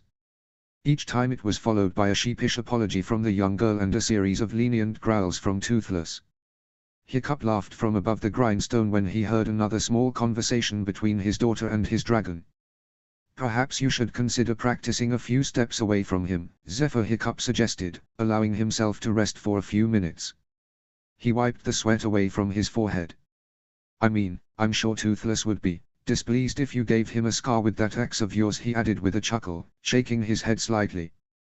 Zephyr blushed heavily at the remark, knowing full well that her skills with the weapon left a lot to be desired. She let out a resigned sigh, deciding that it would be best to make a small break. Gobber chuckled from above the map as well, turning his head around to see what was going on in the forge. "Aunt Cammy said that I need to practice a lot if I want to be a shield maiden," Zephyr protested, still gripping her small axe tightly in her hand. "And that's what I'm doing." "There's a difference between practicing and swinging the axe mindlessly," Hiccup countered, chuckling again. Zephyr's blush only deepened as she looked sheepishly down at her feet. "Show it to me," he said, reaching out with his hand. Although a little reluctantly, Zephyr handed him her birthday gift. Hiccup examined the weapon carefully, holding it for the first time. It was small, compared to the axes used by the adults, but it was proportional to Zephyr's height and weight. He twirled it a few times in his hand, making a few experimental slashes. Something seemed to be wrong, but he couldn't quite put his finger on it. While he had to admit that the craftsmanship was impressive, he couldn't shake off the feeling that the axe was missing something, though he had no idea what it might have been. Hiccup traced his finger alongside the blade, testing how sharp it was. He was content to find out that the weapon was blunt, at least his daughter wouldn't hurt herself accidentally. Hiccup made another experimental slash, cutting the air effortless. He was no expert when it came to axes. Both Cammy and Heather had more experience in fighting with that type of weapon. But still, something felt odd. Even though the axe wasn't heavy, Hiccup was surprised to feel a subtle twinge of pain in his left shoulder. He frowned for a few seconds before he realized what it meant. The axe was unbalanced. "I think I'll have to talk to Aunt Cammy," he commented, handing the axe back to Zephyr. The young girl had a puzzled expression on her face. The axe is unbalanced, so I don't want you to use it for now, Hiccup said, watching as his daughter's features darkened at that. Don't worry, I'll fix it as soon as I can, he added quickly. And training with a faulty weapon can cost you greatly, and you wouldn't be able to fight in the future anymore. You should listen to your father, Gobber chimed in. His attention, for once, wasn't focused on the map of Europe. Even the greatest of all warriors can hurt themselves because of a faulty weapon. But how am I going to become a shield maiden if I can't practice? Zephyr pouted, seeing the reason behind the adult's words, though she didn't like it. Aunt Cammy said that I need to practice every day.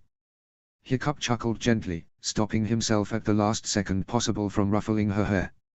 Not anymore, he scolded himself with a heavy heart. You don't learn it in a matter of a few days, he replied. It takes time, and you still have much of it ahead of you. And I promise you that I will fix your axe before the Snoggletog. Okay, he offered, smiling reassuringly at her. Zephyr returned the smile almost instantly. Okay, she agreed. Besides, you're already much better than me when I was your age, Hiccup added. He chuckled when he saw her eyes widening at that. Really? Zephyr asked in disbelief. Her young mind failed to comprehend such a piece of information. In her eyes, her father was the greatest Viking to over grace Midgard, and she couldn't even begin to imagine herself surpassing him at anything. Hiccup nodded his head in agreement. Really, he confirmed. When I was 4 years old, I couldn't lift any weapon, even if my life depended on it. I was just too weak, he revealed, causing Zephyr's eyes to widen more if that was even possible. He laughed again. Actually, I've learned how to fight properly when I was 16 years old. So, you see, there's never too late to learn that, and a few days of delay won't make you a worse shield maiden in the future. As a matter of fact, it may actually enhance your training since combat skills are not the warrior's only trait. Patience is one of them as well, and it's crucial on the battlefield. Many times, it can mean the difference between victory and defeat. Your father is a wise man, Gobber complimented him, earning himself a small blush from his former apprentice, though it was mostly hidden by his beard. Zephyr nodded her head in agreement. And he's also telling the truth about his fighting skills, he added with a subtle smirk. He really couldn't use a weapon when he was your age. Thanks, Gobber Hiccup replied, shaking his head. Letting out a resigned sigh, he concluded that it was the burden of the fatherhood. He had to sometimes put himself down for his daughter's sake. But it's true. I couldn't even lift an axe, and here you are, swinging it effortless, he said, smiling affectionately at the little girl. Zephyr smiled back, still taken by surprise by his words. Hiccup failed to add, though, that the axe he had been offered, when he was 4 years old, was meant for adults, and it wasn't adjusted to his size as the one that Zephyr had received. But his daughter didn't have to know that. So, you're going to fix it? Zephyr asked, handing her axe back to her father. Hiccup picked it up and placed it next to Iret's sword, which was waiting for him to give it attention. Of course, sweetheart, Hiccup replied. But I have to finish those swords first. We don't want to disappoint Aunt Cammy and Uncle Iret now, do we? He asked. Zephyr shook her head. What made these scars? Gobber asked suddenly. Hiccup turned his head around to see what he was referring to. He followed his former mentor's gaze with his own eyes, noticing that it was Toothless who attracted his attention. The old blacksmith approached the Night Fury, which was lying on its back, hesitantly, studying an intricate cobweb of pale marks on the dragon's chest. Toothless stirred slightly, sensing that the man was approaching him. He relaxed instantly when he noticed that there was nothing but curiosity in Gobber's eyes. Hiccup sighed heavily, walking towards his dragon as well. At first, I thought that I made them, he whispered, tracing the thin lines with his fingers. You know, when I shot him down, and he crashed in the forest. But it wasn't me. Then what? Gobber asked, tracing the odd scars with his eyes. It was like nothing he had ever seen. They resembled marks done with a sword, but no weapon he could think of would cause such damage. Those scars were almost beige, and they contrasted with the pitch-black skin of the Night Fury. The marks covered only a small portion of its chest, so they couldn't have been seen at first glance. The thin stripes intertwined with each other, creating an odd labyrinth, and it resembled a messy cobweb created by an inaccurate spider.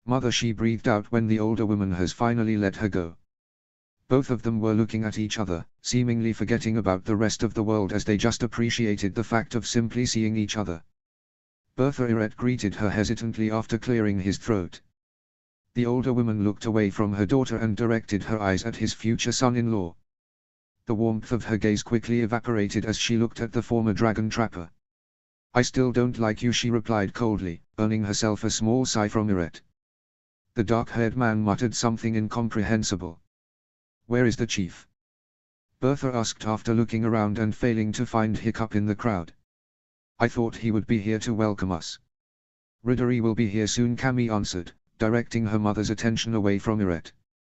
The older woman didn't fail to notice how her daughter accented Hiccup's fake name. She furrowed her eyebrows, not fully understanding what she meant, but she decided to play along nonetheless. She was sure that she would get the answer soon enough. Bertha looked away from her daughter and her future son-in-law to scan the crowd in front of her. She noticed with the corner of her eye that Camille was greeting her younger sisters and cousins. Her frown deepened when she spotted a familiar ginger giant. She blinked a few times to make sure if her eyes weren't playing a trick on her mind, but there was no denying that the person who was present in the crowd was none other than Stoic the Vast, the chief of Berk. "Stoic?" she asked, approaching the crowd. The inhabitants of Driki stepped aside respectfully. The man she was heading towards had a similar surprised expression on his face. It was at that moment when Camille's words have finally made sense. "So, he doesn't know," Bertha said to herself. "Bertha," the chief of Berk replied, also taking a step forward. "Thorsbeard, what are you doing here?" "I came to my daughter's wedding," she explained, shaking her head in disbelief. "But what are you doing here, you old dog?" she asked, laughing slightly. "Freya's hair, I haven't seen you for so long," she exclaimed, finally noticing his companions from Berk. Even though she didn't know all of them, Bertha had no problems with recognizing the hairy hooligans. It was then that she noticed shackles on the wrists of Stoic and the rest of his group. Her eyebrows have almost reached her hairline after seeing it. The chief of Berk has noticed her questioning look as he tried to hide his hands behind his back, but the chains didn't allow him to perform such an activity. They are our unexpected, uninvited, but still, at least to some extent, welcomed guests," someone interrupted Stoic in mid-sentence. Everyone who was gathered at the docks has looked up to see who it was. Bertha smiled, immediately recognizing the young chief of Driki. "I apologize for not making it in time, but I've been quite busy in the forge for the past few days, and I'm sure you know that it's dirty work. So, I had to make myself more presentable to greet you," he said, smiling widely from ear to ear. Hiccup was dressed in one of his finest red woolen tunics and brown leather breeches.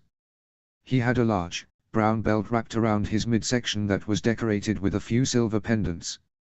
A single sword was attached to it, despite Hiccup's preference in using his twin sabers.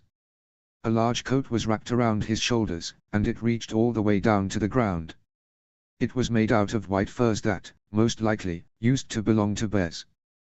Zephyr was walking right next to him, gripping his hand tightly. She was also dressed properly, according to her status as the heiress to the throne of Driki, though her attire couldn't even begin to compare to that of her father.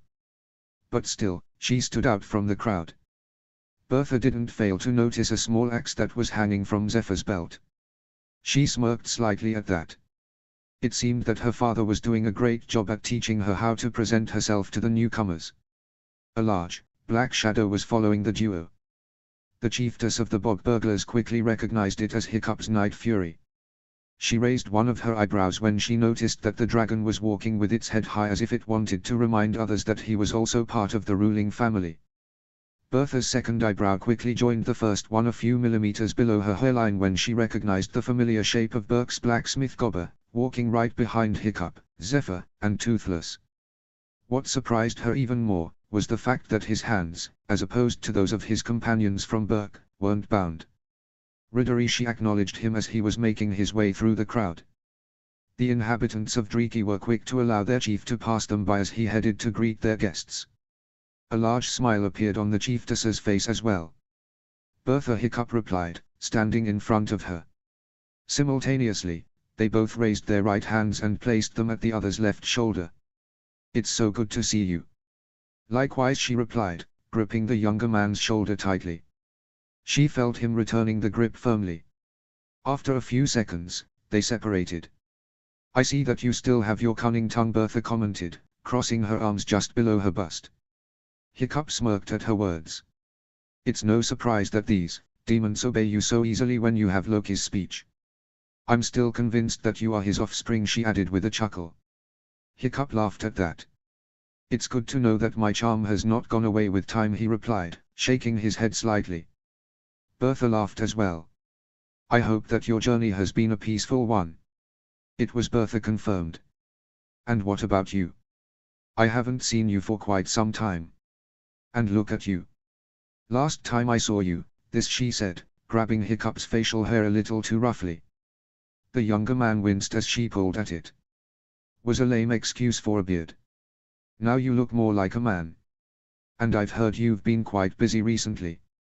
That is correct, Hiccup replied, massaging his beard.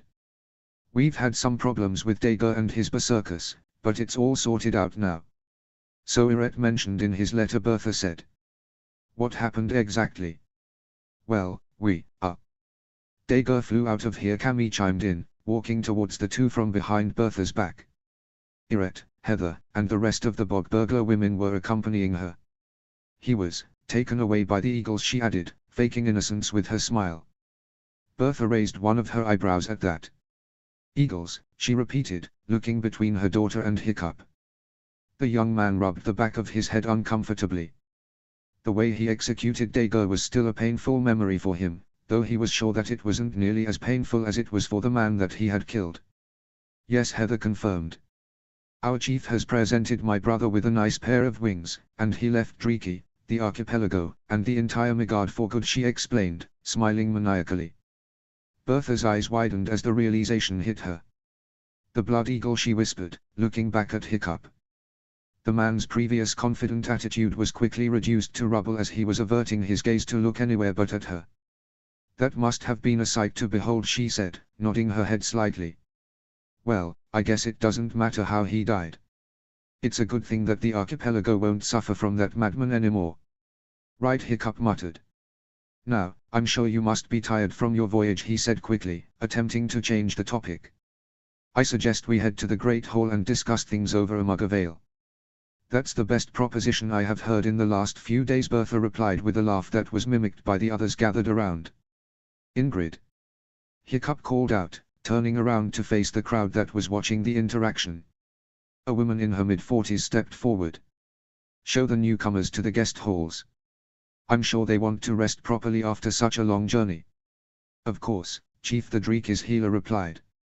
She urged the other women to follow her as Hiccup, Eret, Cammy and Heather led Bertha and Cammy's siblings and cousins to the Great Hall. The crowd began to disperse as everyone returned to resume their abandoned tasks.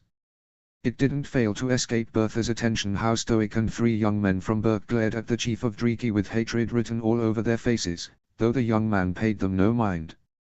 The only ones who didn't share their resentment were Gobber and two blonde women. So, they really don't know, she thought as she shook her head. She was certainly going to speak to Hiccup about that. I'm sorry we've met under such circumstances, she said as she was passing by Stoic. Believe me, I would like to talk to you right now, but I have more urgent matters to attend to. Still, I'm sure we'll be able to catch up during the wedding and Snoggletalk. Stoic only huffed at that, not saying anything in response. Bertha easily recognized the shame on Berk's chief's face, and she wasn't surprised to find it there.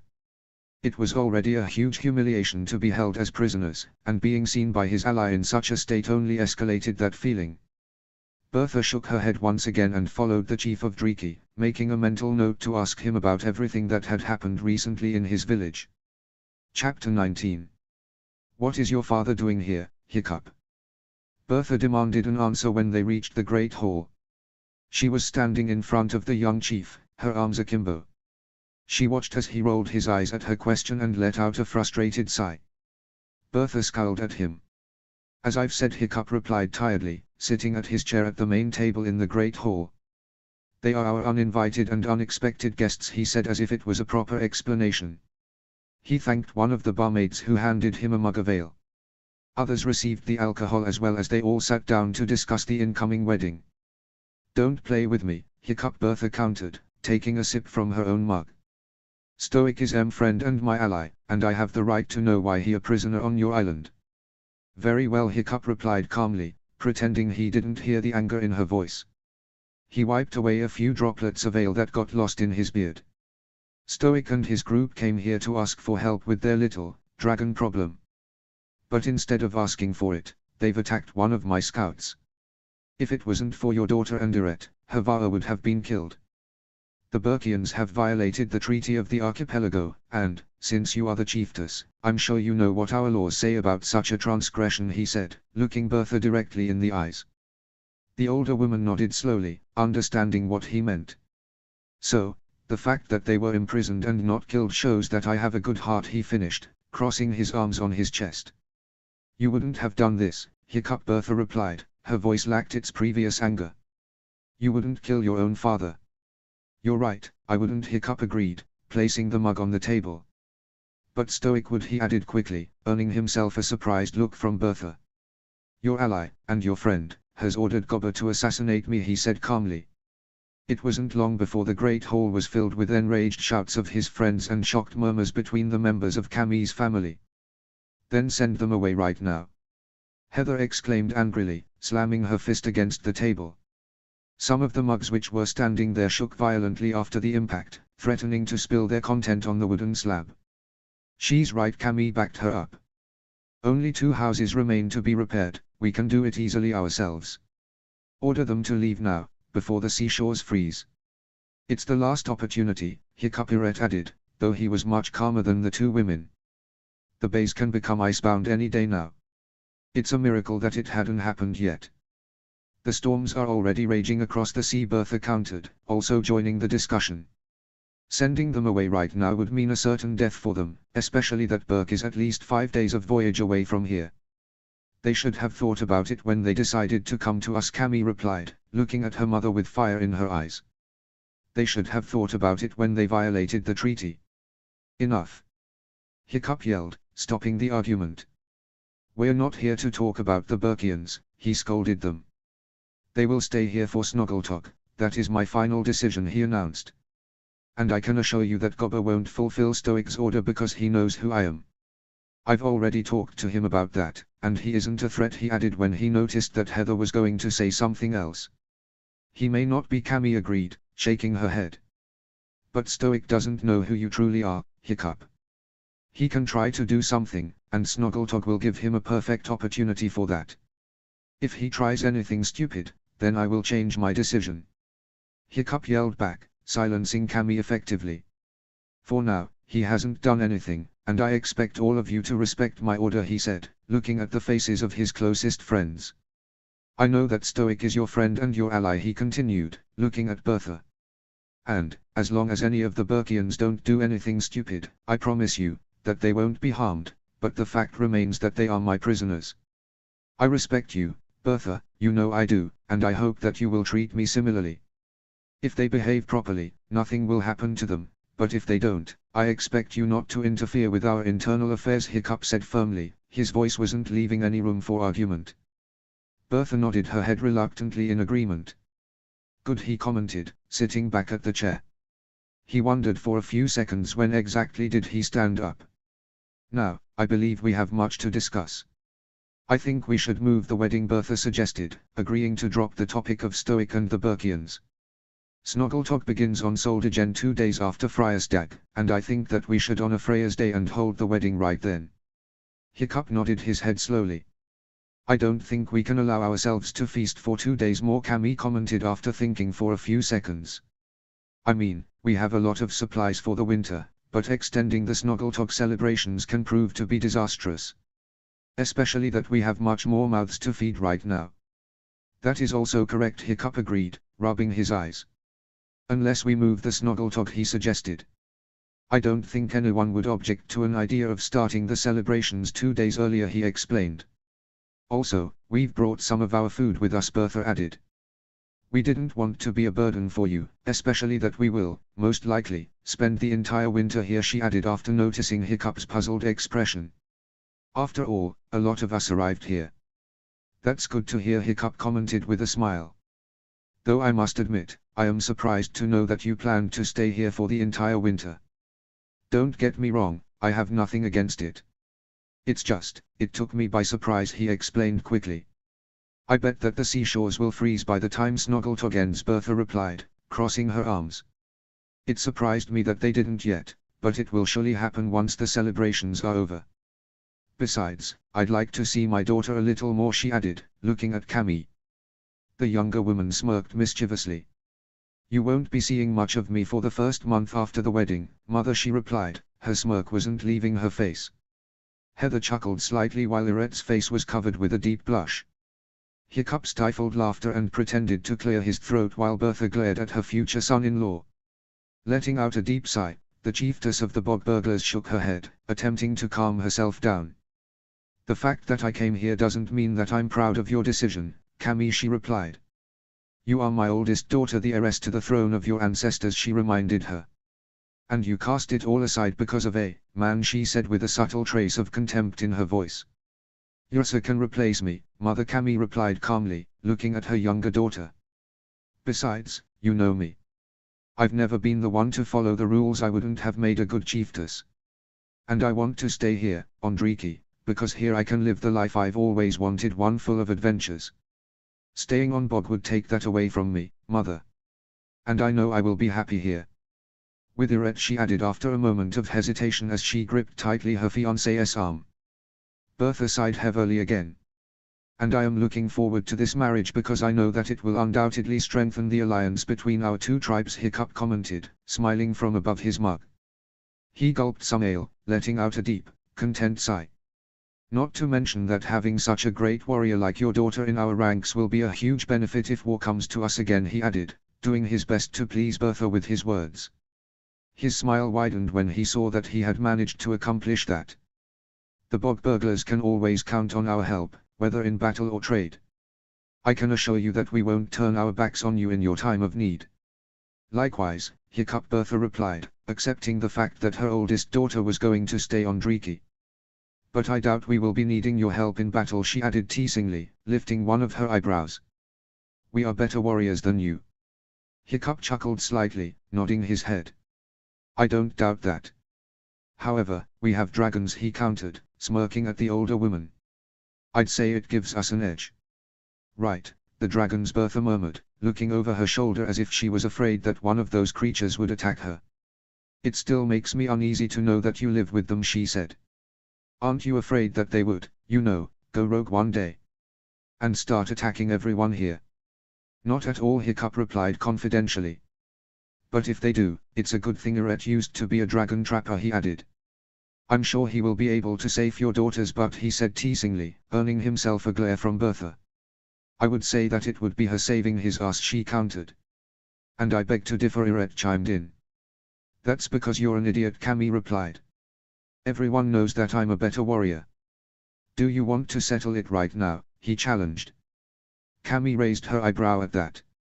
Hey, lovebirds, you will enjoy the foreplay in 3 days, Heather interjected, chuckling while observing the interaction between Cammy and Irette. And we really don't want to see that, she added. The two glared at each other for a few more seconds before they wordlessly agreed to continue this later. At least you know how to properly handle a man, Bertha commented with a small smile that was directed at her daughter. Cammy returned it gladly. As if you had any doubts about that, she replied with a chuckle. Her mother laughed as well. Their talks lasted for a few more hours. Hiccup, Bertha, Cammy, Irette, and the rest that were gathered in the great hall discussed the details about the forthcoming wedding. It was agreed, though it took some convincing, that Hiccup would be the one to bless their marriage in the name of the gods, since they didn't have a godfather on Driki. His position as the chief has also made him an obvious choice. Bertha disagreed with it at first, stating that it should be her to bless the union of her daughter and Irette. After almost an hour of a heated argument, she reluctantly agreed to give it up to Hiccup. The amount of meat and ale that would be served during the feast was also calculated with precision. It was much easier to reach an agreement on that topic than the previous one. Everyone agreed in unison that the more, the merrier, though they had to make sure not to reduce their food supplies too much during only one feast. At the end of the day, when the sun was already setting, Hiccup was sitting at the patio of his house, enjoying the last warmth of that day. He was glad to be back in the safety of his home. The discussion in the Great Hall proved to be more exhausting than he anticipated. He was surprised to see that his daughter, as opposed to him, wasn't tired at all. He watched with a smile on his face as she was gliding with Toothless a few meters above the snow-covered ground. Windshear was there as well, flying next to the duo. You know that letting them stay here for Snoggletalk will backfire at you sooner or later? Heather, who was sitting next to him, asked. Hiccup closed his eyes and sighed heavily. Hiccup, please, listen to me, she pleaded, leaning forward in her chair. The young man refused to look at her. The repairs are done, send them away now, before the seashores freeze. Before you regret allowing them to stay here for so long, Heather added, piercing Hiccup with his eyes. The young man tried to ignore her by puffing his pipe. Don't pretend you haven't heard what I have just said. You know that I'm right, she insisted. Perhaps, Hiccup replied slowly, still not looking at his friend. You might be right. I may regret allowing them to stay, but I will surely regret sending them off in the middle of the winter as well, he said, observing Toothless and Zephyr as they glided freely above the plain that stretched in front of his house. The little girl was on cloud 9, thrilled to be flying on her own. Despite everything, I wouldn't be able to live with myself, knowing that I have sent my own father to a certain death on the sea. One time you call him stoic, the next one you call him your father, Heather commented, shaking her head. Choose one, Hiccup. No matter what I might have said, the fact remains that Stoic the Vast is my father, he replied, finally looking at Heather. It hurts to know that he wants me dead, but I don't want the same for him. Hiccup, how many times does life have to kick you in your butt for you to start learning from your mistakes? Heather scolded him. You've made a mistake by allowing my brother to live, and it backfired on you and everyone else here. Only when he attacked us for the third time have you decided to, finally, get rid of him. Stoic is not Dagur, Heather Hiccup replied calmly. He might have ordered Gobber to assassinate me, but, luckily for me, Gobber has found out who I am, and he won't harm me, even if it means disobeying a direct command from his chief. And of all the Burkians, he is the only one who can get close to me. The others have no chance to do that unless I go to them myself. Or if you summon them to you, Heather countered, earning herself a questioning look from Hiccup. What? The guards are under my command, have you forgotten it? It was obvious that Steinar was going to inform me about how you've summoned Astrid here, she said, gesturing with her finger at the house behind their backs. I did it because she wanted to talk to me, Hiccup replied, unsure why he felt the need to justify himself. Whatever, Heather said. I'm still asking you to reconsider your decision, Hiccup, she repeated. Life has surely kicked my butt enough times already for me to know that when something can go wrong, it will. And this can go wrong on so many levels. Why are you so certain of it? Hiccup snapped at her. Because I don't trust them not to do anything reckless, Heather informed him. And neither should you. I won't disobey your orders, Hiccup, she added calmly, sighing heavily again. You are my chief. But I can promise you that if they try to kill you during Snoggletalk, I won't hold back. And nothing won't stop me, even you saying that Stoic is your father. Hiccup shook his head. Stoic is Bertha's ally. If he is harmed by us, then he may call upon their alliance, and the bog burglars will be obliged to answer. I don't want to wage another pointless war with the only tribe that is our friend, he said firmly.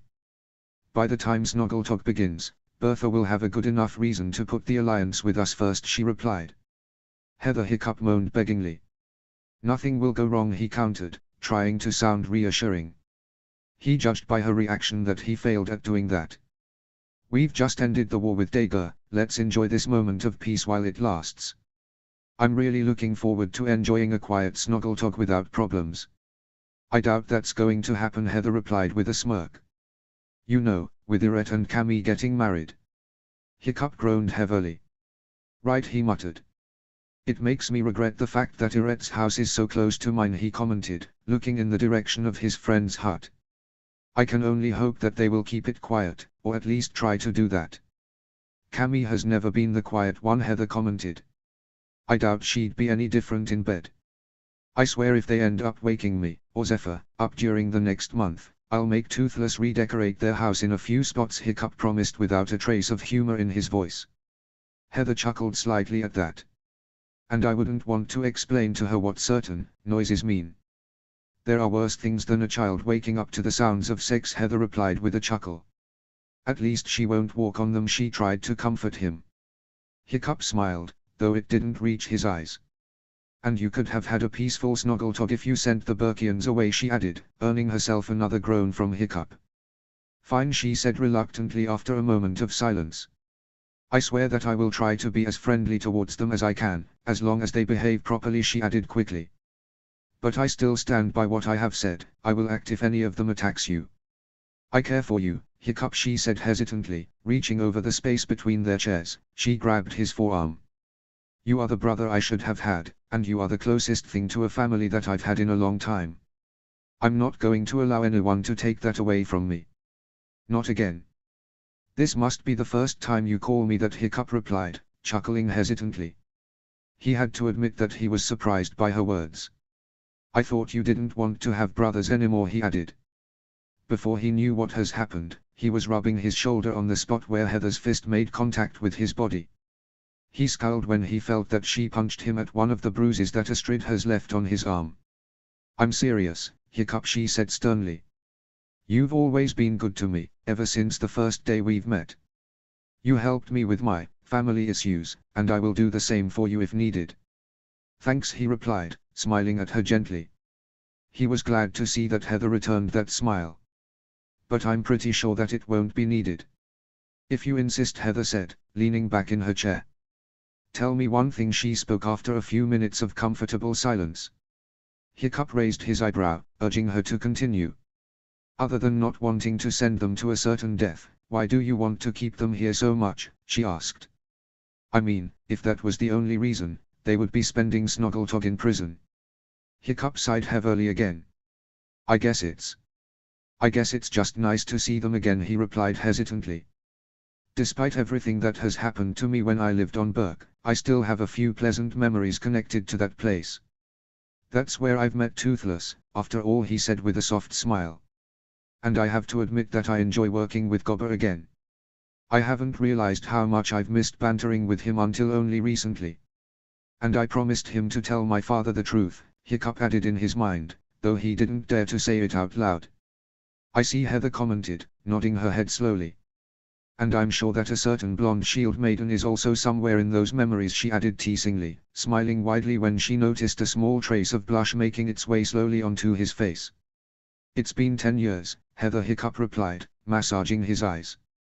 I mean, she is nice to look at, there's no denying that, but there's nothing more to it, he explained. Well, being a proper sister that I am, I would advise you to use the opportunity that she's here, she said teasingly. Otherwise, you'll just end up tormenting yourself and, when they are gone, you will hate yourself for not doing anything. And that hole in your heart after Sigrid will burn even more. Sometimes, I'm not sure if it's after her or after Astrid, he muttered, though Heather had no difficulty in understanding him. Her grin widened even more. You are a hopeless romantic, do you know that, she asked, chuckling slightly at his embarrassed expression. Thanks, he replied dryly. Heather laughed at that. Just think about what I have said, Hiccup, she said, standing up from the chair. I'll be going, she announced. It's getting late, and it has certainly been a long day. Besides, someone has to inform our prisoners about your decision. I guess I'll see you at the wedding, Hiccup replied, also standing up. He stretched his back, sighing contently when a few of his bones cracked loudly. He emptied his pipe, throwing away the burned leaves. He made a mental note to check on his supplies of that plant. See you, Heather said as she walked down the stairs, leaving the patio of Hiccup's house. She called Winshire and jumped on her back, heading towards the prison. The young chief watched for a few seconds as she flew away, disappearing somewhere in the lower levels of his village. He sat back down on his chair, wrapping the bare furs more tightly around himself, feeling the icy wind penetrating his body. He directed his gaze at his daughter, who continued flying with Toothless. He was happy to see that she was getting better and better, even if she was gliding only a few meters above the ground. He smiled gently when he recalled how he learned to fly, attached to a broken tree trunk. Even though his eyes were fixed on his daughter, Hiccup's mind was focused on something else. He repeated Heather's words over and over in his thoughts, judging if she was right.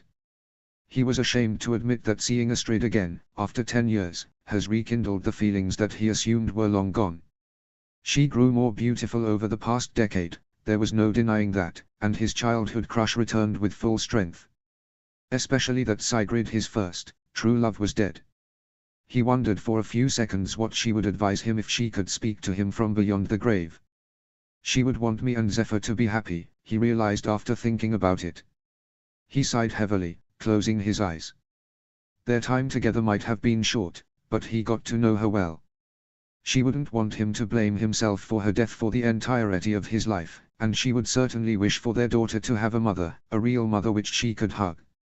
One that would properly introduce her into adult life. Heather and Cammy were doing a great job at that, but they would never be able to be the mother Zephyr needed. Considering Heather's words, Hiccup wondered if Astrid would be able to assume that role. It took him only a few seconds to realize that it was improbable. She was a shield maiden, a warrior, not a woman who would be willing to sacrifice everything for a child, especially the one that wasn't her own. There again, Sigrid has been a shield maiden as well, and Hiccup had no doubts that she could easily match Astrid's ferocity and her prowess. And yet, she was willing to cast it all aside for the sake of becoming a mother. Hiccup sighed heavily, unsure of what he was supposed to do. On the one hand, Heather was correct, but on the other one, what she suggested was too absurd to become a reality. First of all, Astrid was betrothed to Snotlout, the heir of Berk. Remembering how his cousin used to fantasize about her when they were younger, Hiccup had no doubts that the bride price his parents have paid has been a large one. It was a huge obstacle, but it wasn't something that would make Astrid unreachable. Another issue was the one that Astrid hated him. Hiccup had no doubts about that. He had seen that in her eyes, and he had heard it in her words. Even if he decided to make her his, as Irette suggested, he didn't want to be trapped in a life with the woman who would want nothing else than to murder him in his sleep. Then, Hiccup recalled how she kissed his cheek when they were done talking in his house. Closing his eyes, he could still feel her soft lips on his skin, right above his beard. If she really hated him, then what that action could have meant. He had no answer to that question. He sighed heavily again, debating in his mind on what he was supposed to do. After a few minutes, he decided to comply with Heather's advice. He had already decided to allow the Berkians to stay for Snoggletok, and he had no intention of changing that. He wasn't going to allow them to sail to certain death. He may as well make the most of the situation he had found himself in. Chapter 20. Are you ready, Zephyr? Hiccup called out from the main hall of his house, looking at the door that led into his daughter's room. We have to leave soon, he announced as he pulled a white linen shirt over his head. He evened out a few wrinkles that were visible at the front and tied up the strings at the top, just below his neck. The young chief picked up a blue, woolen tunic that was waiting for him on a chair and put it on himself. Almost. Zephyr yelled back from the privacy of her room. Hiccup sighed impatiently as he wrapped a brown leather belt around his waist, keeping in place both his pants and the tunic. His hand hovered above his sword for a few seconds before he picked it up and attached it to the belt. Even though there was no real need for him to wear it at the wedding, or at least he hoped there wasn't, it was still required from him to have it at his side all the time. Although this particular sword was not meant for combat, it distinguished him from everyone else, reminding everyone about his position as the chief. The hilt of the weapon was gold-plated and bejeweled. Small crimson rubies decorated it, shining brightly each time the sun rays fell on them. The blade itself was no longer than 80 centimeters, made out of stainless steel, well kept and high-gloss polished, with black runes in the middle. The inscription could have been translated into Sword of Chiefs. Hiccup ran his finger alongside the blade's edge, testing its sharpness. A small cut appeared on his digit, allowing the blood to sip out of it slowly. Are you ready yet? He asked again when his daughter didn't join him. Almost, Zephyr answered again, sounding angry. Hiccup raised one of his eyebrows at that. Is everything okay? He queried with concern in his voice. I need your help, his daughter yelled back. Can you come in here? She asked him. With a small frown, Hiccup approached the door and opened it. Upon seeing her, the young chief turned his head around immediately. His daughter was fully dressed, but her hair wasn't in a braid. Hiccup heard her sighing angrily. It was quickly followed by an incoherent mutter. The young chief doubted if he wanted to know what Zephyr has said. "Your hair is down," he commented, still looking respectively away. "I know," she huffed. "And that's the problem," she complained, sighing angrily again. "I've already tried everything. For the past week, I've been doing as you have instructed me, and everything was fine, but not today," Zephyr said. Hiccup heard her sitting down on her bed. "No matter what I do, I can't braid my hair," she explained. Her voice held a mixture of anger and sadness. "Could you please help me with it? I don't want to spend this day in the house," she pleaded with him. Hiccup let out a heavy sigh. "Darling, you know I'd love to, but I can't." "Yes, you can," she protested immediately, not allowing her father to finish what he wanted to say. "Zephyr," Hiccup began, sighing again. "I've explained it to you already. Our laws say that." "I know what our laws say," she interrupted him again. "But you are the chief, you make the laws." "Yes, but it doesn't mean that I am above the law," he countered. "Even the chief needs to obey our traditions.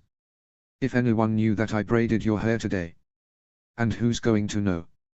Zephyr countered, looking at her father pleadingly, even though he still wasn't looking at her. "Would you tell that to anyone?" she asked.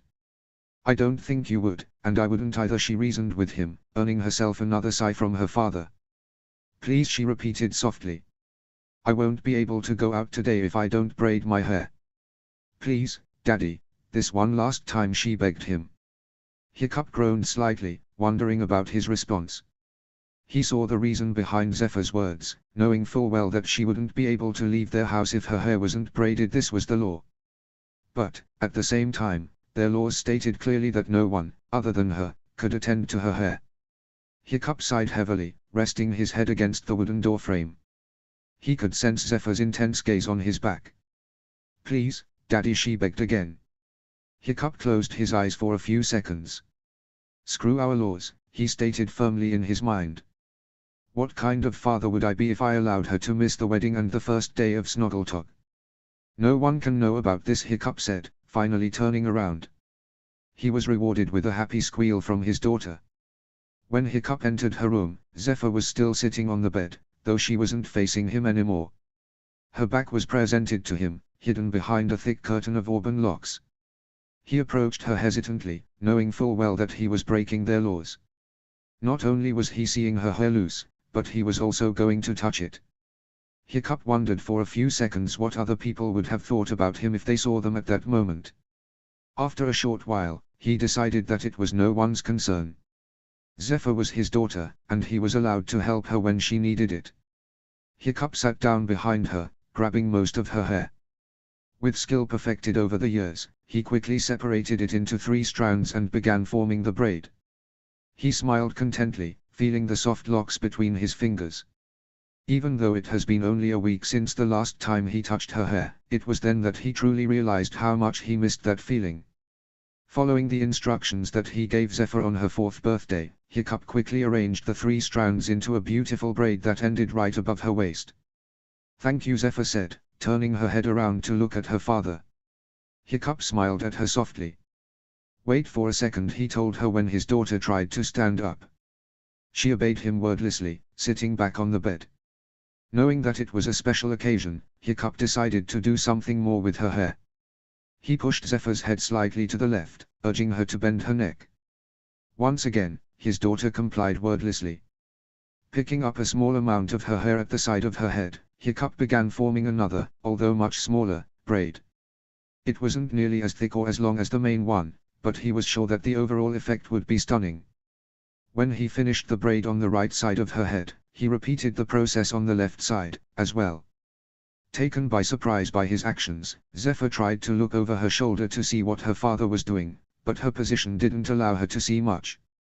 After he finished forming the second, small braid, Hiccup took them both in his hands and entwined them together. He wrapped a small leather strip around it to keep it in place. Content with his work, he allowed his creation to fall on the main braid. Hiccup leaned slightly backward to get a better look at the result of his ministrations.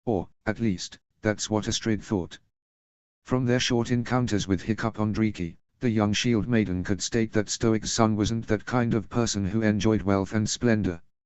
Astrid knew chiefs of smaller tribes who tried to intimidate others simply with their riches. Hiccup was their complete opposite. He never wore anything that would make him stand out from the crowd, maybe except for his black armor, that is. That day, however, at the wedding, he has dressed accordingly to his position in the village. The large coat that Astrid had seen a few days earlier was on Hiccup's back again. It was made out of many white furs, somehow connected to each other. She had no problem in recognizing the skins as the ones that used to belong to bears. Astrid had to admit that it was impressive. The bear furs were extremely expensive, and for a coat that big, one could easily buy a few decent houses. And even though she didn't know Hiccup much, Astrid doubted that he would do something like that simply to show off. So that left only one possibility: Hiccup acquired the materials himself and made the coat with his own hands. Both ways seemed to be too absurd for Astrid, but the second one was more likely, or that's what she thought, at least. Although it was hard for her, she had to admit that she was impressed by that. She had never participated in a bear hunt, and the only one on Berk who did was Stoic himself. But even his coat, while still impressive, couldn't even begin to compare to the one Hiccup had. The main advantage that his son's clothing had over his own was the color. Polar bears were rarer than the brown ones, so the fact that Hiccup's coat was made entirely of their furs spoke volumes. Astrid didn't have an opportunity to examine it more closely, but from what she was able to see, she noticed that there was no trace of dye on the coat. The navy blue tunic Hiccup wore underneath was also an impressive piece of clothing. With blue being her favorite color, Astrid was aware of how rare the blue dye was. And the color of her own shirt was faded, contrary to the one that belonged to Hiccup. It made her a little self-conscious about her own appearance. After all, Astrid, and the rest of Berkians, didn't have a possibility to wear anything extravagant for that day. They had to make the best out of their everyday clothing. But Hiccup's attire was not the only thing that caught the eye. His overall physical appearance has also drastically changed over the course of the past 10 years. His hair was much longer than it used to be, and he wore a single braid at the top of his head. The beard that graced his features covered almost half of his face, making his jaw look sharper than it used to. His shoulders were broader. Astrid estimated that they've at least doubled in size. And while he used to be lower than any of their contemporaries, Hiccup now towered above all of them. It was no surprise that others didn't recognize him. If any of her friends thought that Hiccup would still be the same twig he used to be, they wouldn't even try to find him in the man who was the chief of Dreki. With her conversation with Rufnut still fresh in her mind, Astrid had to admit that Hiccup was handsome. She couldn't believe that she summed him up in such a way, but there was no denying that. She glanced at her friend, only to see her ogling at Hiccup shamelessly. Astrid shook her head, though she couldn't blame the female Thorsten twin. If she didn't know who Riddery really was, Astrid would be, probably, looking at him in a similar way. Despite the fact that she had never seen a king in her life, and she only knew about their existence from tales, Astrid had to admit that Hiccup's appearance was royal. That was the best word she could use to describe him. But some of her companions seemed to have a different opinion than her. It wasn't hard for Astrid to notice Stoic's rage and anger radiating from him in waves. His fists were clenched as if he was trying to keep his strong emotions in check, but he was struggling with doing that. His teeth were gritted, and Astrid feared that they would actually break if he continued doing that. The young shield maiden was a perceptive person, and Stoic's reaction to Bertha seeing them on Dreki failed to escape her attention. And so, his anger was escalated by humiliation. Snotlout shared their chief's feelings towards Hiccup, though Astrid was sure that it was due to having his own pride stripped away from him so abruptly. Her betrothed was convinced that he was the greatest Viking to ever live and that everyone should treat him accordingly. And on Dreki, Snotlout was forced to accept that the world didn't revolve around him. Her wondering had been stopped abruptly when there was another commotion amongst the crowd. Looking around, Astrid quickly noticed that it was because the two people that were supposed to get married have already appeared. She shook her head slightly, directing her attention at the wedding that was about to begin.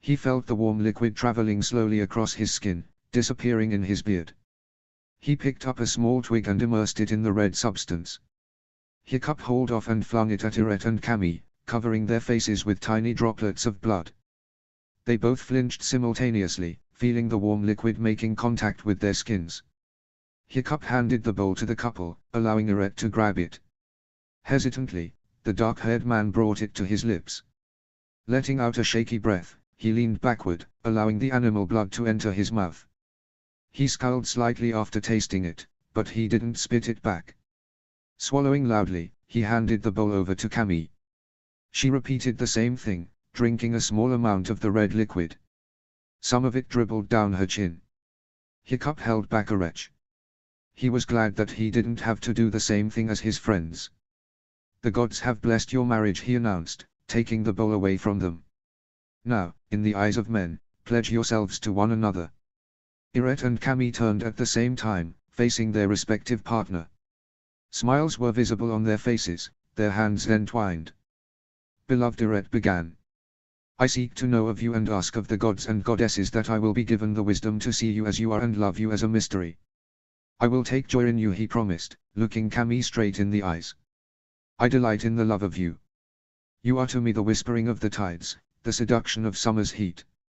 You are my friend, my lover, grow old and wise with me, as I will do with you. And even though our lives may be filled with sorrows, I swear that you shall not face them alone, for I shall be by your side. I love you.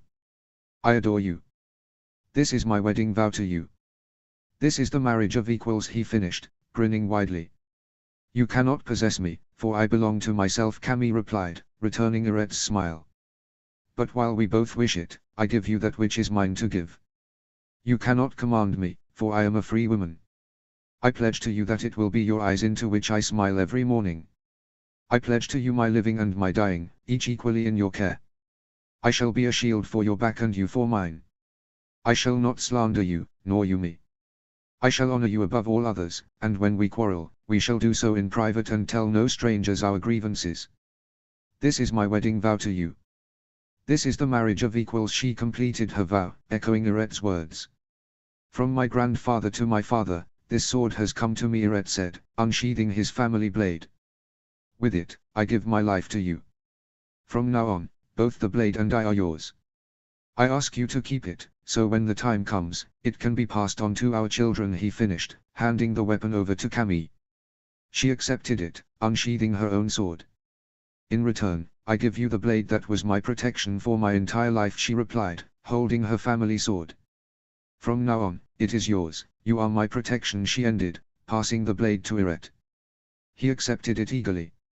Simultaneously, the pair sheathed the swords in the scabbards attached to their belts. With a few final words, they offered their rings to one another. Sharing one last look, they both leaned forward, sealing the wedding with a kiss. The crowd erupted in cheers and a few catcalls. When the shouts began to die out, Hiccup gestured with his hands for the crowd to make a space in the middle. His villagers listened to his command almost instantly, creating a path wide enough for two people to fit in. Irette and Camille stopped the kiss, although reluctantly, and looked back at their chief. "The gods, and the men, stand witness to your vows," he began, reciting the closing speech. "From now on, they shall bind you both for the rest of your lives and after. May the gods curse whoever tries to separate you, even if it should be one of you. Now, off you go," he ordered, holding back a chuckle. None of them had to be told what to do. Both Irette and Camille were anticipating those words, waiting for Hiccup to say them. As soon as he did, the newlyweds turned around immediately, towards the crowd, and started running. None of the two even tried to give the other a head start. Their goal was clear: make it to the entrance of the Great Hall as the first one. The inhabitants of Driki and the bog burglars began cheering on the newlyweds. The men were shouting Irette's name, urging him to run as fast as he could. The women of Driki, and Bertha's people, were doing the same for Camille. Hiccup only watched, not bothering himself to stifle back laughter, as his two closest friends raced. Both of them were doing their best to reach the Great Hall as fast as they could. Irette started gaining the advantage. He was taller, and his legs were longer, allowing him to take larger steps than his wife.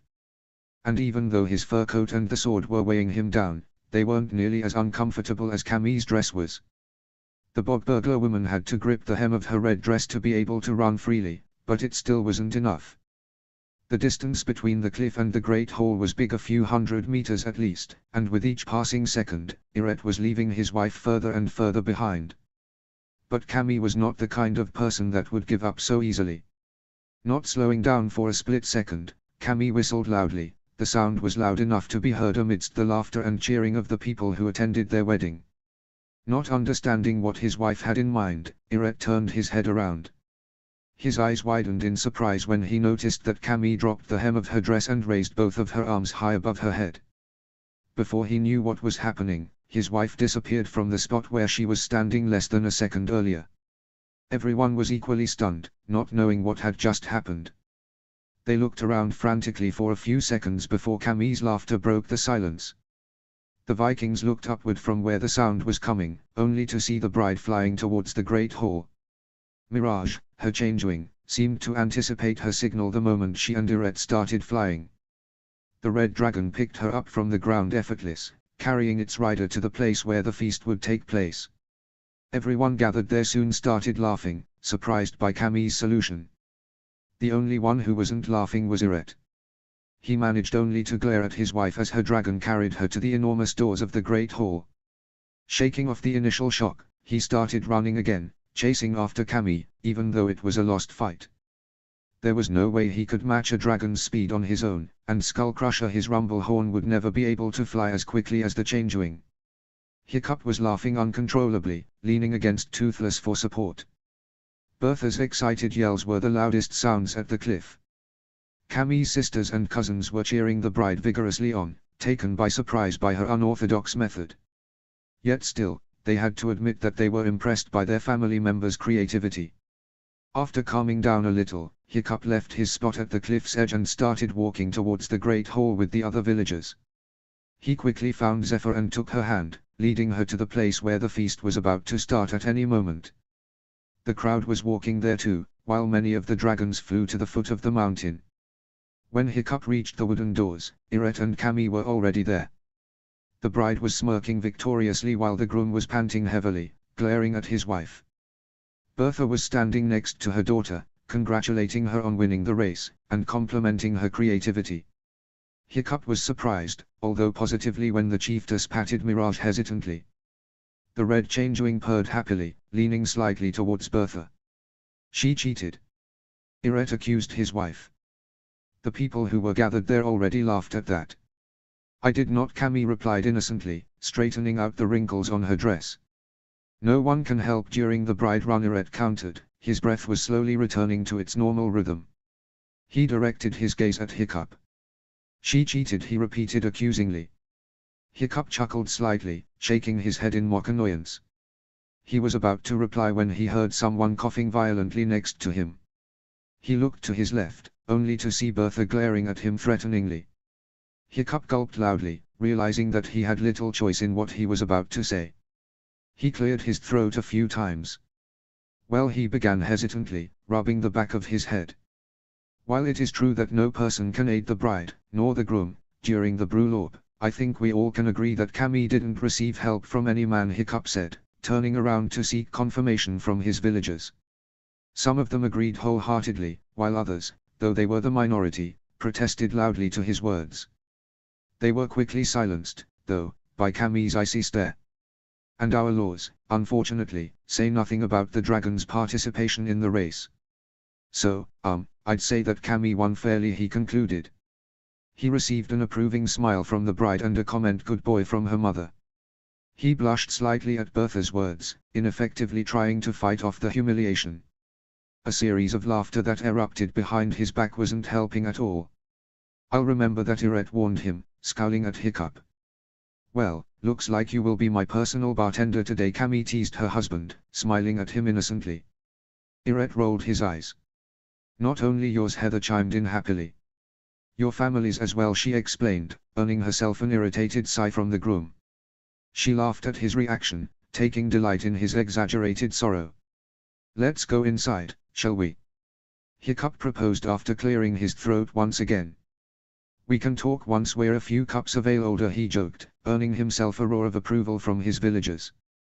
He chuckled at his own words. Moving as one, Irette and Camille pushed at the doors that led to the interior of the great hall. Torches were already burning at the walls, illuminating the entire room perfectly and allowing the heat of the fire to gather inside. It was a pleasant contrast to the chill of the winter. And even though it wasn't snowing that day and the sun was shining brightly, it was still incredibly cold. The newlyweds entered the great hall as first, followed closely by Hiccup, Heather, Bertha, and the rest of Camille's family. The dragons flew above their heads, heading towards the ceiling to protect themselves from the cold on the wooden constructions that kept the great hall in one piece. Irette and Camille headed towards the main table. The groom sat at the chief's chair with his wife on his left side. Hiccup and Heather sat down on both sides of Irette and Kamikaze. The bride's family took a seat at the rest of the places available at the main table. Zephyr sat next to her father, surprised at the sudden change of spots, but she didn't complain. Toothless, Windshear, Skullcrusher, and Mirage found their spots behind their respective riders as usual. From his seat, Hiccup watched as his villagers began pouring into the great hall, sitting down wherever there was a free spot. The Bog Burglars argued a little with some of his men, stating that they deserved to sit closer to the main table. After what looked like a heated argument, both sides agreed to share the available spots. The last to enter was his father and the rest from Berk. They sat down as far away from the main table as possible. Hiccup smiled weakly upon noticing that the chains were no longer present at their wrists. He had to admit that he despised himself a little for the humiliation that he brought upon Stoic. His father deserved much better treatment than that. Without the shackles, he looked more like his regular self. Hiccup's smile faded away from his lips when Heather's words echoed in his mind. He knew that he was taking a great risk by allowing them to join the feast, but he wasn't going to make his father spend the Snoggletog in prison, even if Stoic wanted him dead. Hiccup muttered a quick prayer to the gods, asking them to oversee their celebrations. A subtle sliver of hope made its way into his mind, whispering to him small promises that everything would be just fine. He allowed himself to listen to that gentle voice. The barmaids began working immediately when everyone has already found a chair or bench to sit at. They traveled across the great hall, placing large pitchers of ale, and a set of mugs, at each table. The newlyweds, and the people that were sitting with them, received horns instead of regular wooden cups. As soon as they received ale, Irette began pouring it, starting with Camille's horn. He made his way across the table, filling the small dishes of everyone gathered with them. Although it wasn't required from him, he also poured the alcohol into Heather's and Hiccup's horns. The same thing was happening at the rest of the tables. Everyone was filling their mugs to the brim, preparing themselves for an official opening of the wedding feast. Hiccup waited patiently for everyone to be ready. Slowly, the chattering was dying out, letting the chief of Driki know that the people awaited his signal. He stood up from his chair, effectively shutting up a few Vikings who were still talking. The great hall, for once, was filled with a silence that wasn't disturbed by the slightest sound. This day is one of the most important ones in Irette's and Camille's lives, Hiccup began, almost shouting those words. He wanted to be sure that everyone in the great hall could hear him. Today, they became one, in the eyes of the gods, and the eyes of the men. I wish you, he said, turning towards the newlyweds, that you find happiness in your marriage, first, in each other, then, in your children, he said, receiving a few chuckles and whispers from the gathered crowd. But this day is important to all of us as well, Hiccup continued, once again looking at everyone in the great hall. Today, we begin the Snoggletog celebrations. The harvest has most certainly been good for us this year, and let's pray to the gods that the next one will be as well, he said, earning himself a roar of agreement. We're honored to host Bertha and the Bog Burglars, our allies, in this special time of the year. But they're not our only guests, Hiccup added, directing his gaze at the group of Berkians. He felt a tiny shiver running down his spine. Stoic, he addressed his father, causing everyone to look at the 7 foreign Vikings. Hiccup watched as Stoic raised his head reluctantly, directing his eyes from the mug he held to the chief of Driki.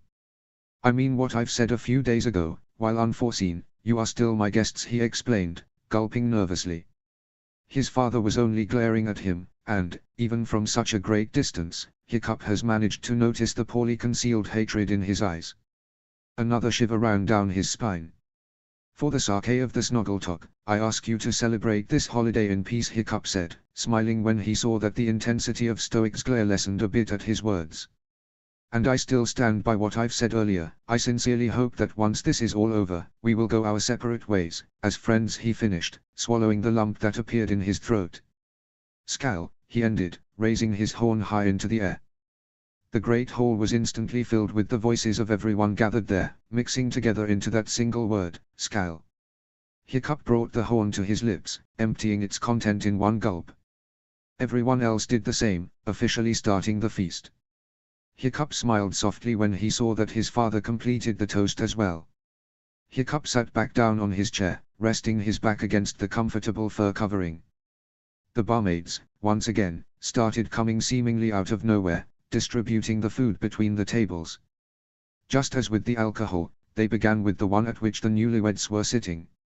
Nice speech, Irette complimented him, patting his shoulder. Good and short.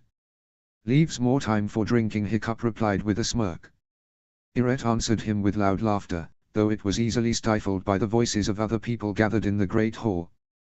The first dish that was served to them was a roasted lamb with a mushroom sauce.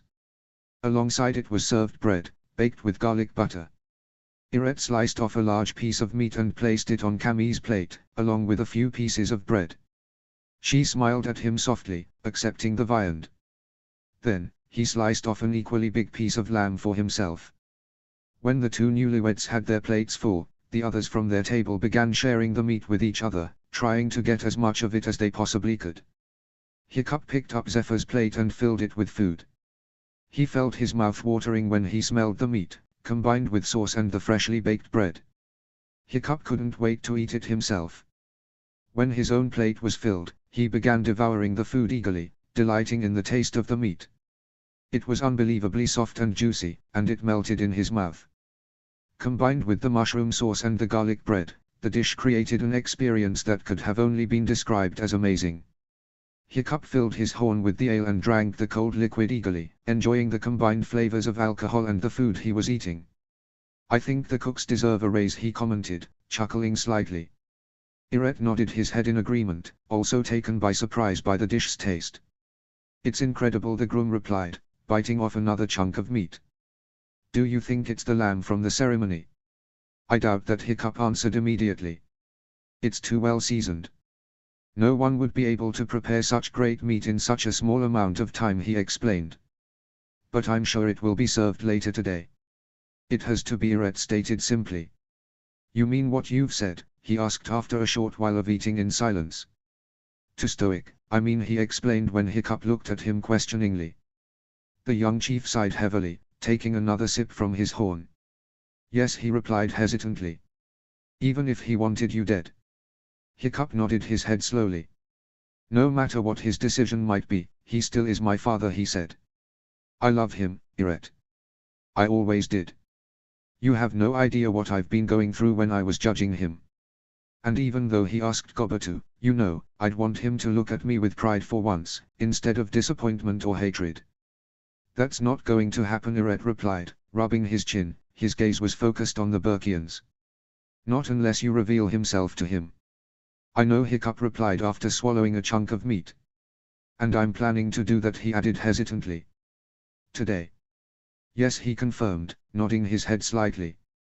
I don't know yet how, but I want him to know that I'm alive. Maybe, just maybe, he would be finally pleased with who his son is. But I must admit that it hurts terribly to know that he wants me dead, Hiccup whispered, also looking at his father and his companions.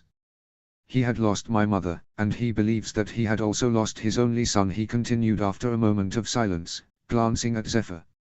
Fortunately for him, she wasn't paying attention to their conversation.